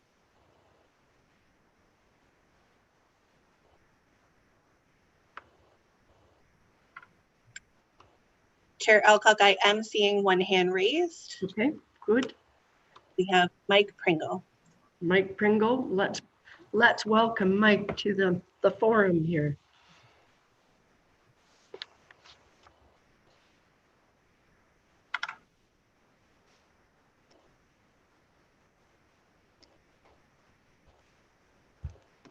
I don't need to write names down because it's right here. In some ways, this is actually sort of a more efficient way.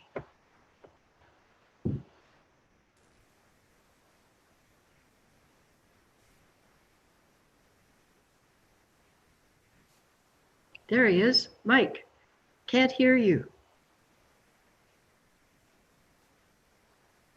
No, can't, Mike,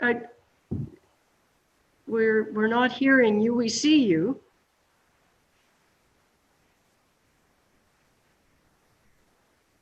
Is that something that we can fix? It's funny because it looks like you're mute is off, but we're not hearing you. Ah, Hello? There you go. yep, we are now. Thumbs up. Awesome.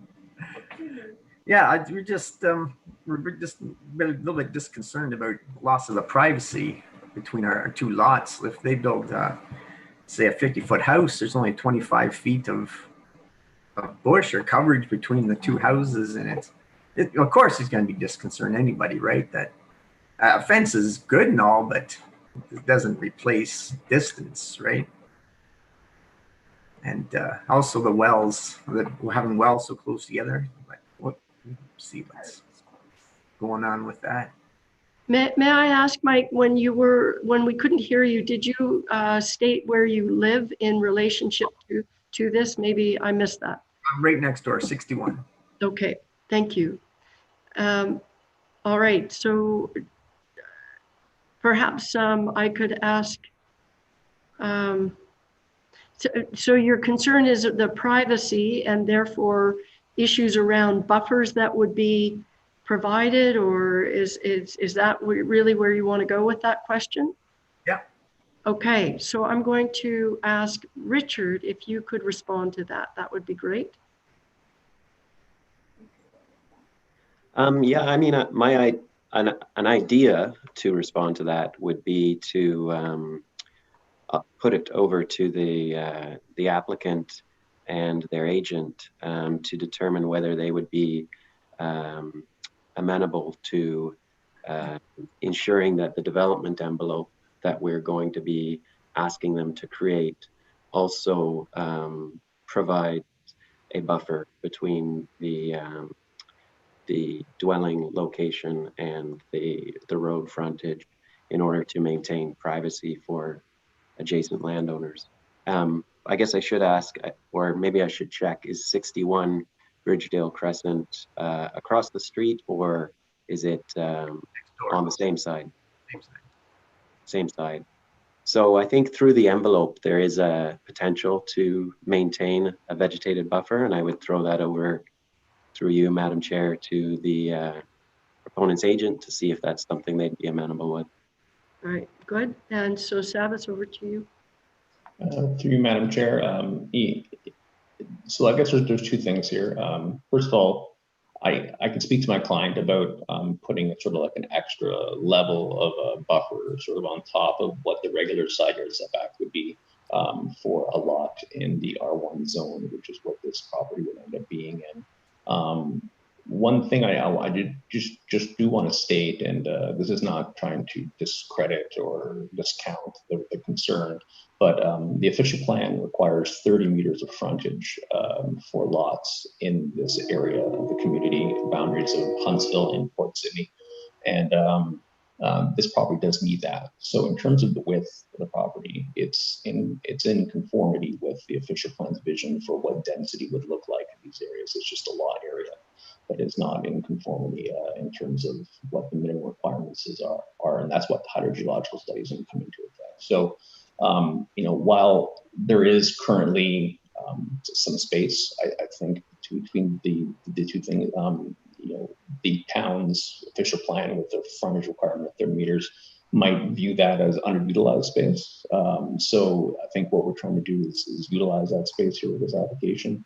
I definitely, and that's just one of the reasons why we wanted to hear from the public, I definitely could raise that with my client and potentially see maybe a side yard setback requirement could be fully or partially also a vegetated buffer requirement as well. And I think that would help sort of address that concern. And I don't think that's a necessarily unreasonable request. So I will definitely put that to my client. And then when we come back, hopefully then we can address that concern with something of that nature, or at least feel confident that we've provided enough of a buffer between the two land uses. Thank you for that. Mike, is that something that, does that satisfy your concern around that? Will you be sort of, you'll continue to watch as the application unfolds? Yeah, as long as we were able to keep some sort of buffer between the properties. I don't really want a fence, but something. So are you satisfied that both the applicant's representative and the town staff have commented on possibilities to address that? Yeah. Okay, good. All right. Do you have any other comment, or is that was your primary? That and just the water, the well situation. I'm not sure if he's gonna drill another well. My well is pretty close to that side of the property. I'm not sure what effect that will have, especially if he's gonna drill 2 wells, or what's gonna happen with the water. That's something that can have to decide later, maybe. Or Okay. And Richard, I see you're nodding your head, but that was part of the ongoing additional information, correct? Certainly, yes. We want, similar to the other application we heard this morning, we want some supporting technical studies to say that this severance can go ahead without impacting surrounding neighbors or natural features from a water supply perspective. Okay. Mike, that should satisfy that particular. Good. All right. And with that, I think, is that it for any other comments, or that was it, right? Okay. All right. Thank you very much for appearing today, Mike. I see Councillor Fitzgerald has his hand up. Would you like you'd like to ask a question or a comment? Not a question of Savas or Mike, but Mike, thanks for coming on.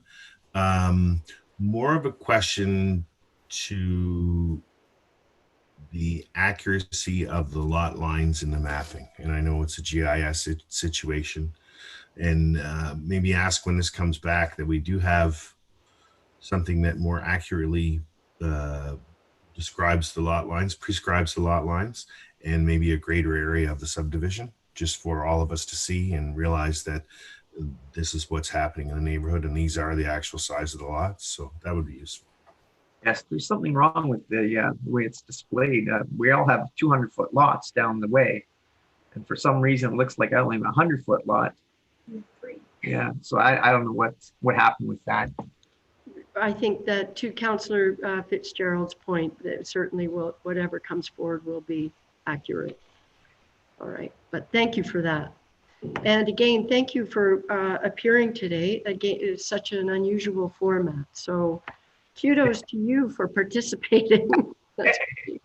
Thank you. Thank you. All right, with that, I'll ask Crystal maybe to take you away. And thank you for your input. And Crystal, could you check, is there anyone else present who would like to comment, or? I'm seeing no other hands up at this time. Okay. I'd like to move forward with the motion. I'll move both Mike and Savas back to attendee. All right, thank you. Before you move Savas, any other questions or comments from committee of Savas? No, okay, thank you.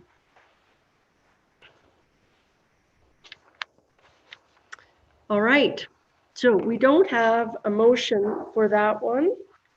So I believe we are finished the public portion of this meeting, correct? I'm looking at my capable staff over there. Closed. Okay, so now that all comments have been received, I declare these public meetings respecting the above applications to be concluded. I was about to make up a whole new word, concluded, but they are, they're concluded. I just want to repeat that.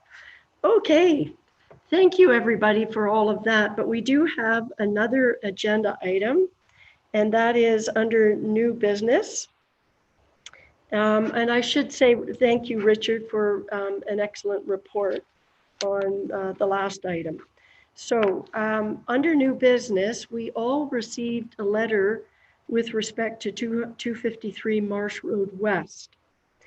And I know that a couple of us were interested to put this on the agenda to ask, perhaps Kirsten, if I could ask you to speak to it, if that's how you'd like to.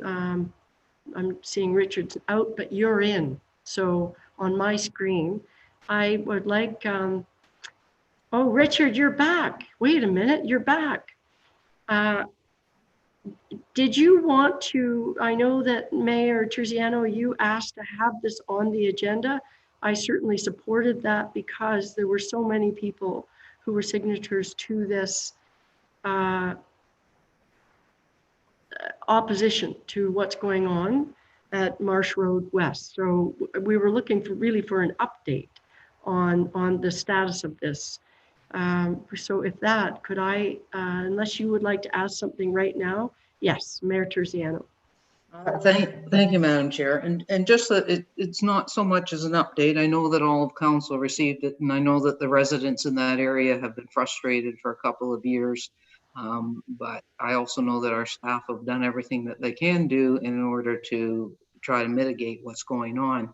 The reason I wanted to have it as a discussion is because this type of thing is happening all over our town, and I'm continually getting calls about clear cutting of pieces of property. And so I think what I had hoped to do is to start a conversation about getting our community development plan going as quickly as we possibly can to start dealing with some of this. And I don't know, maybe Kirsten can speak to that. I thank you for that. And I certainly that would be great. I would ask Kirsten basically for a quick update as to what is happening from my perspective on that particular site, and then move it into the discussion around the community permit planning process. That would be helpful. Perfect. Thank you, Madam Chair. As indicated in the letter, there have been significant changes happening in that location over the last few years. And unfortunately, the town does not have any bylaws in place that would prohibit or limit the activity that's occurring. And unfortunately, on top of that, MNR was contacted, and they also didn't feel that there was anything that they could do to stop any of the works that were occurring on the property. So recognizing that this has been something that's been going on for a number of years, and it was very evident through our official plan consultation with the public that they want to see greater enforcement possibilities for the town when it comes to environmental features.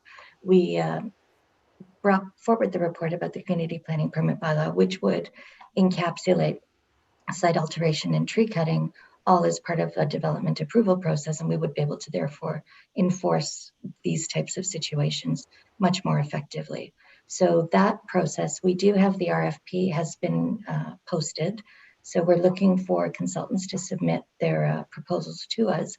And we've taken a very aggressive timeline with it. I know that with COVID, of course, everything got thrown a bit out of whack, but we are hopeful that we would have a new bylaw in place by the beginning of next summer. We're looking at May, if feasible. So we would do a very aggressive public information and consultation process starting in October, November, and then moving over several of the winter months so that we get a good, hopefully we get a lot of contribution and discussion around those items.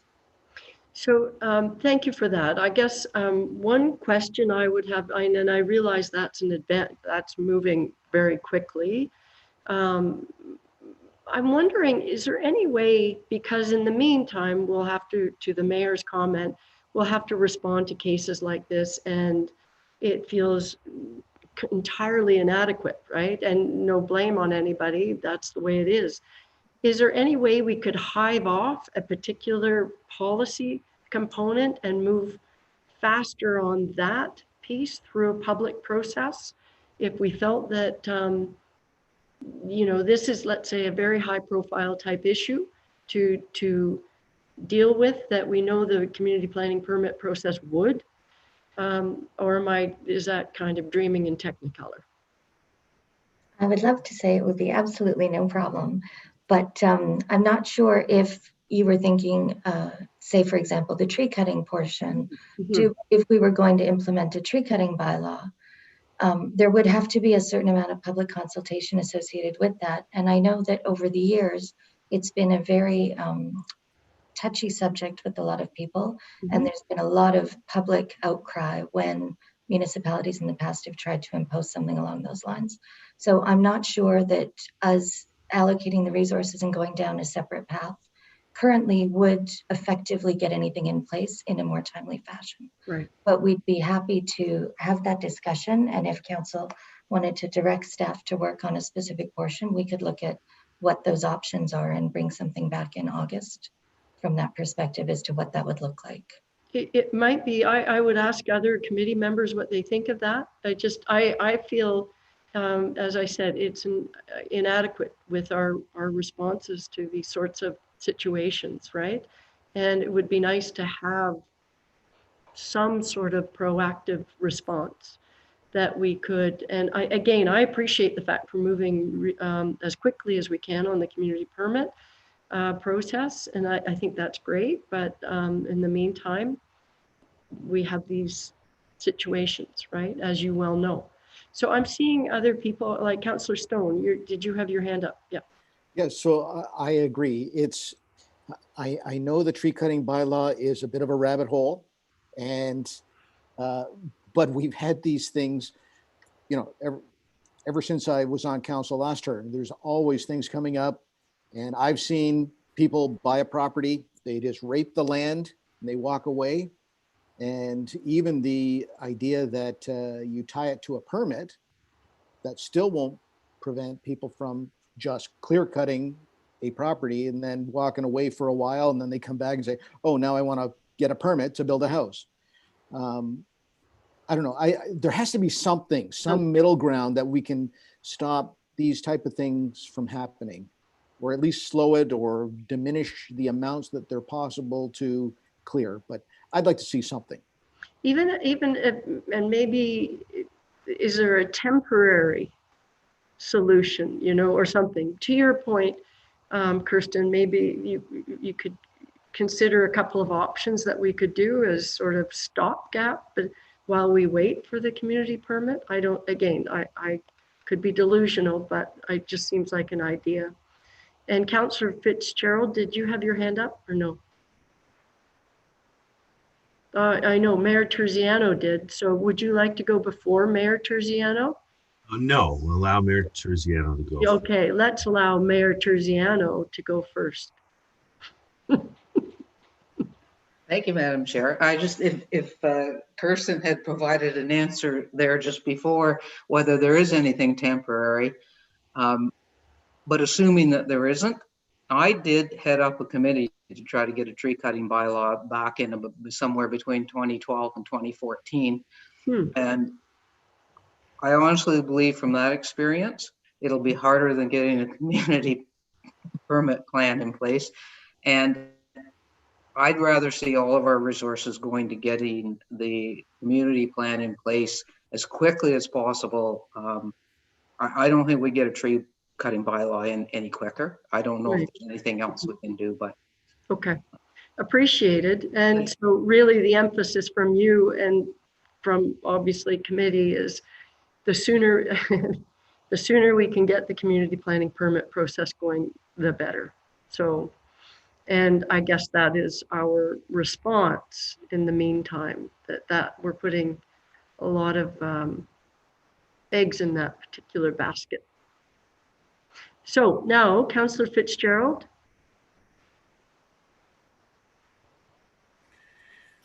Thank you, Chair Alcock. Yeah, I just see it going on in our community, and I know that in the past we've tried to come up with something, and we have two sides of the fence, and it seems to be split evenly. So here's to us to task it once again and see if we can come up with a solution. So I look forward to it, and I hope we can get on it as soon as possible. Okay, that's great. Thank you. So Richard and Kirsten, you maybe, you know, get on it, and then in a month's time, you'll be back with, you know, stuff. Like, oh, Mayor Terziano, I'm not taking this the way I should be. Anyway. I think, yeah, and I just wanted to say, particularly because of this Marsh Road situation that we've had, and a tree cutting bylaw would not have actually helped us any out there, because what they were doing is a lot of waterfront infilling and like property alterations as opposed to just a clear cutting. then I don't know that there's anything even temporary that we can do for things like that outside of the permit plan. Kirsten? Thank you, Madam Chair, through you to your worship. I don't believe there is anything we can do on a temporary basis. We would have to put a bylaw in place to address each situation, site alteration, tree cutting, filling, all of those things would have to be addressed in a bylaw. And I fear that it's not a fast process from that perspective. And there's no possibility of having a separate bylaw for very significant properties like this.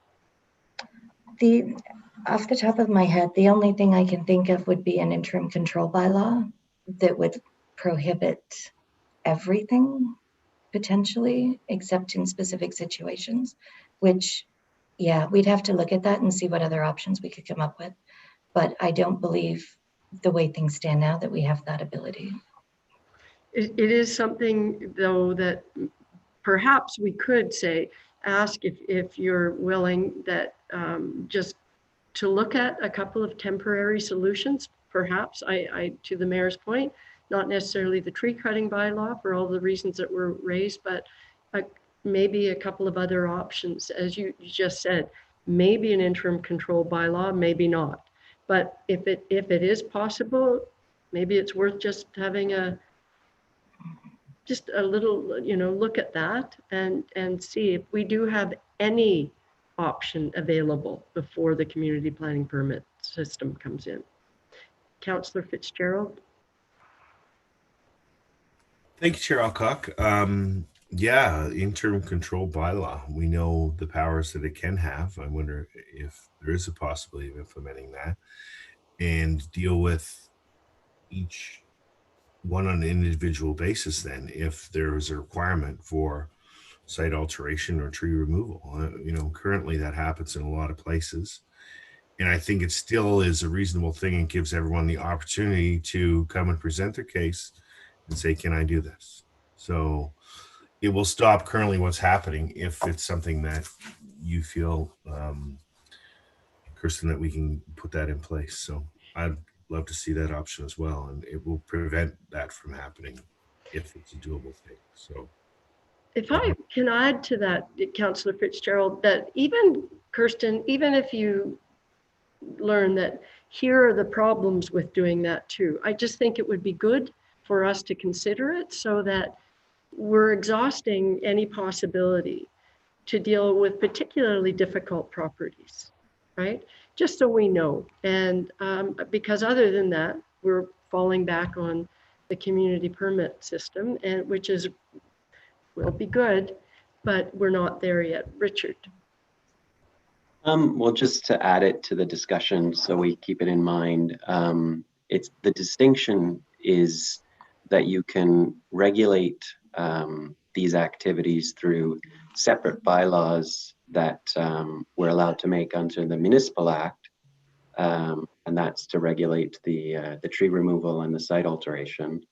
And then you could have a separate planning framework to regulate the development activity. And the idea with the community planning permit system is it changes what you can actually look at through the development process to include both the site alteration and the vegetation removal. So we were going down that pathway so that we could bring it all into one package rather than to have these separate bylaws that are getting at each issue individually. So it really is the idea with the community planning permit system is once we do get it in place, it's a more efficient way of getting at all these issues. So that's the idea. That's the reason why staff thinks we should focus on that. And then the other thing I just throw out is, I guess, as we go through the process of developing the community planning permit system, one of the things that we've decided is we try and implement it town-wide.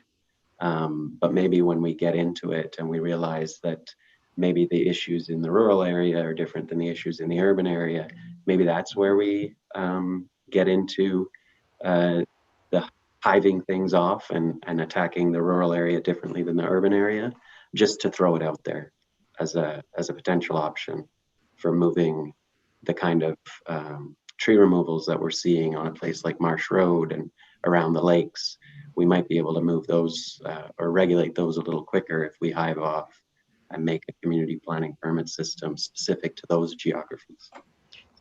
Interesting suggestion. I don't think, I mean, I appreciate the comment about the community permit system. Everybody is really supportive of that for the reasons that you just talked about. So the sooner we get to that, the better. That's great. And interesting comment about maybe there's another way of dealing with the hiving off by looking what you suggested, Richard. So I don't have a comment unless other committee members do. The mayor does. Mayor Terziano.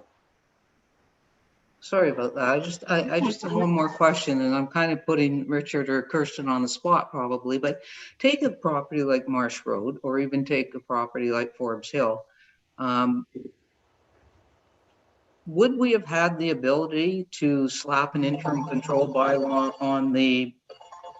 on a specific piece of property when we saw something happening, or is it something that has to be done well in advance? And can you do it on site-specific properties, or is it areas? Through you, Madam Chair, it is something you can do on a site-specific basis. There is no appeal of an interim control bylaw when it's first imposed. So it can't be challenged through the planning system, but it can be challenged through a divisional court system. And there has to be a significant rationale as to why it's required. It's a very touchy and awkward situation to do something like that. As you know, we've had those discussions looking at the North Earls Road and Highway 60 as well. So there's a lot of things that you have to take into consideration if that's a step you want to do. However, it is something, if committee would like, if we could get a resolution directing staff to look at options for any interim measures prior to the implementation of the community planning permit bylaw, we can bring a report forward that just details what the possibilities are and whether or not it's feasible at our end to be able to achieve any of those. I think that motion is an excellent idea. I think what I'm hearing. So moved. All right. Mayor Terziano jumped right in. So moved. I'm looking, and seconded by Councillor Fitzgerald. I'm assuming that's what that hand is. Is that what that is? Thumbs up for Councillor Fitzgerald. Okay. And Stone. There we go. Councillor Stone, that is. I'm getting a little giddy. So do we have, do we need wording, or you? Okay, so could we recess for 5 minutes while we get, we'll give Jasmine an opportunity to get the appropriate wording. Councillor Fitzgerald, do you want to say something before we recess for 5 minutes? You're on mute, Councillor Fitzgerald, you're on mute. There we go. I didn't realize. Yeah, I just want to be sure that we're trying to make this something that is not reactive. So something where we hear something and then we're trying to implement an interim control bylaw when the damage is already done. So how do we implement this to make it happen so we're not getting there when it's too late? So if you're saying we're looking at options that will deal with the future as opposed to the past, in the sense of it's, to your comment about it's not reactive, things have already happened, but where we might be able to do something before it happens. Is that what you're saying? Correct. So in the instance of Marsh Road, yes, I've received phone calls, I've received emails. Yeah. Unless you're directly affected or that information is shared with you, we have no idea that we need to use an interim control bylaw.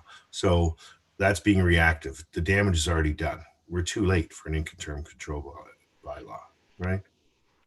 So you're just making the challenge for Kirsten and Richard that much more. I am, I but agree. I don't disagree. It's somewhat challenging. yeah. So if there's some way we can make that happen, and if we need 10 minutes, then we need 10 minutes. But I agree that if people are aware that this exists, that maybe reactive will be good enough and it will happen quickly enough. Let's certainly make sure that if we come up with something that the public is aware and we share with them, so we can get this stuff nipped in the bud. So at this point, we're asking, it's a motion to direct staff to come back with possible options. Yes. Next month. So you're just saying, while they do that, please consider how it might look for potential cases, not just a reaction to existing, right? Exactly. Okay, good. All right. And Councillor Stone, do you have something to say before we, okay, can we have 5 minutes and literally 5 minutes so that Jasmine, you want to work with Kirsten on the wording? Oh, okay, wait, we might not need 5. We might potentially have the wording. Kirsten's looking, or maybe you two are talking to each other. That could very well be.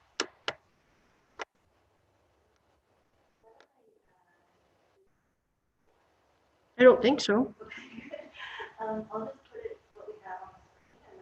Okay, so Jasmine's going to put it up on the screen so we can all look at the proposed proposal.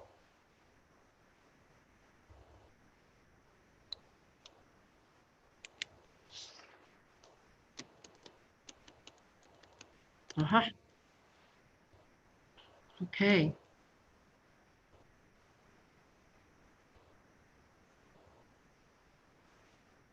Directed to options. You need, possible options you just did.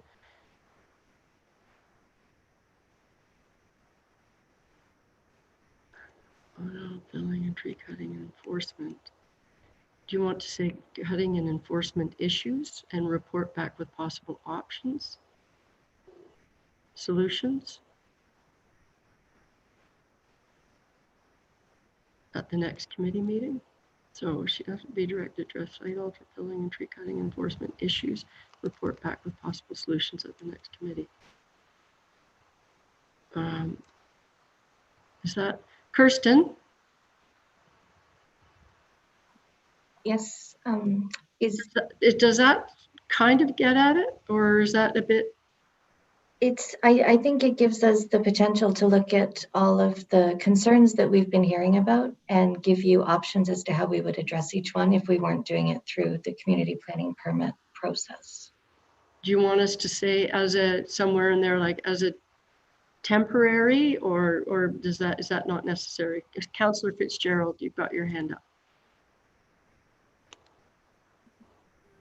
Thank you, Chair Alcock. I'm just wondering if we should bring it back to this committee or should we bring it back to committee as a whole? Because I think this is broader than just us discussing it. Sure. No, exactly. I think that's a great suggestion.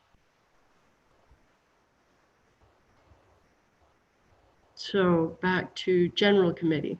Yeah, that's good. So Kirsten, are you reading it and looking like you want to add something, or? No, I think that's fine. As mentioned, I don't think there's anything we can do in a truly temporary format. That any enforcement requires a bylaw, so it's not. Yeah, no, I think that we can work with that. That's just the gist of it. And Councillor Stone? Do they have time before the next general committee? Because that's only 2 weeks. Is that right? So really, my understanding at this is really you're looking at possible options, but it's not like a full-blown, each option being fully developed, right? Is that like, here's what is possible, and here are the issues associated with it? Is it something like that, or is that? Mm-hmm. Do you have time? I don't believe there's a general committee until later in August. Yeah, the next general's not till August. So that should be enough time. I believe so. Yeah. Okay. All right. Okay, so I'm going to, unless there are any other comments about this, I'm going to move this motion Moved by Councillor Fitzgerald, seconded by Mayor Terziano. It is recommended that staff be directed to address site alteration, filling and tree cutting and enforcement issues, and report back with possible solutions at the next general committee meeting. Questions or comments? Not seeing any from anybody. So all those in favor? And that is carried. Thank you for the discussion on that, and thank you for us requesting that that be put on the agenda, Mayor Terziano. Okay. So that's that for new business. Anybody else? Are we allowed to ask if anybody has new business? Probably not. I don't think so. All right. So I have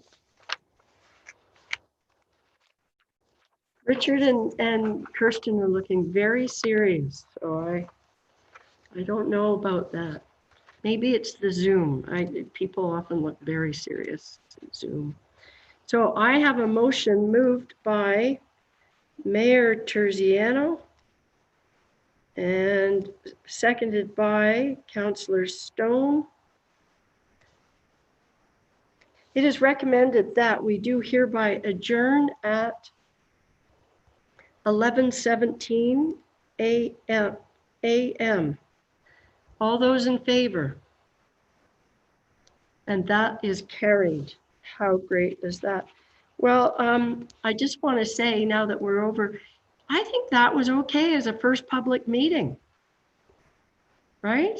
And thank you to everybody, all staff, everybody, if you're still listening, that for all of the work that went into that. So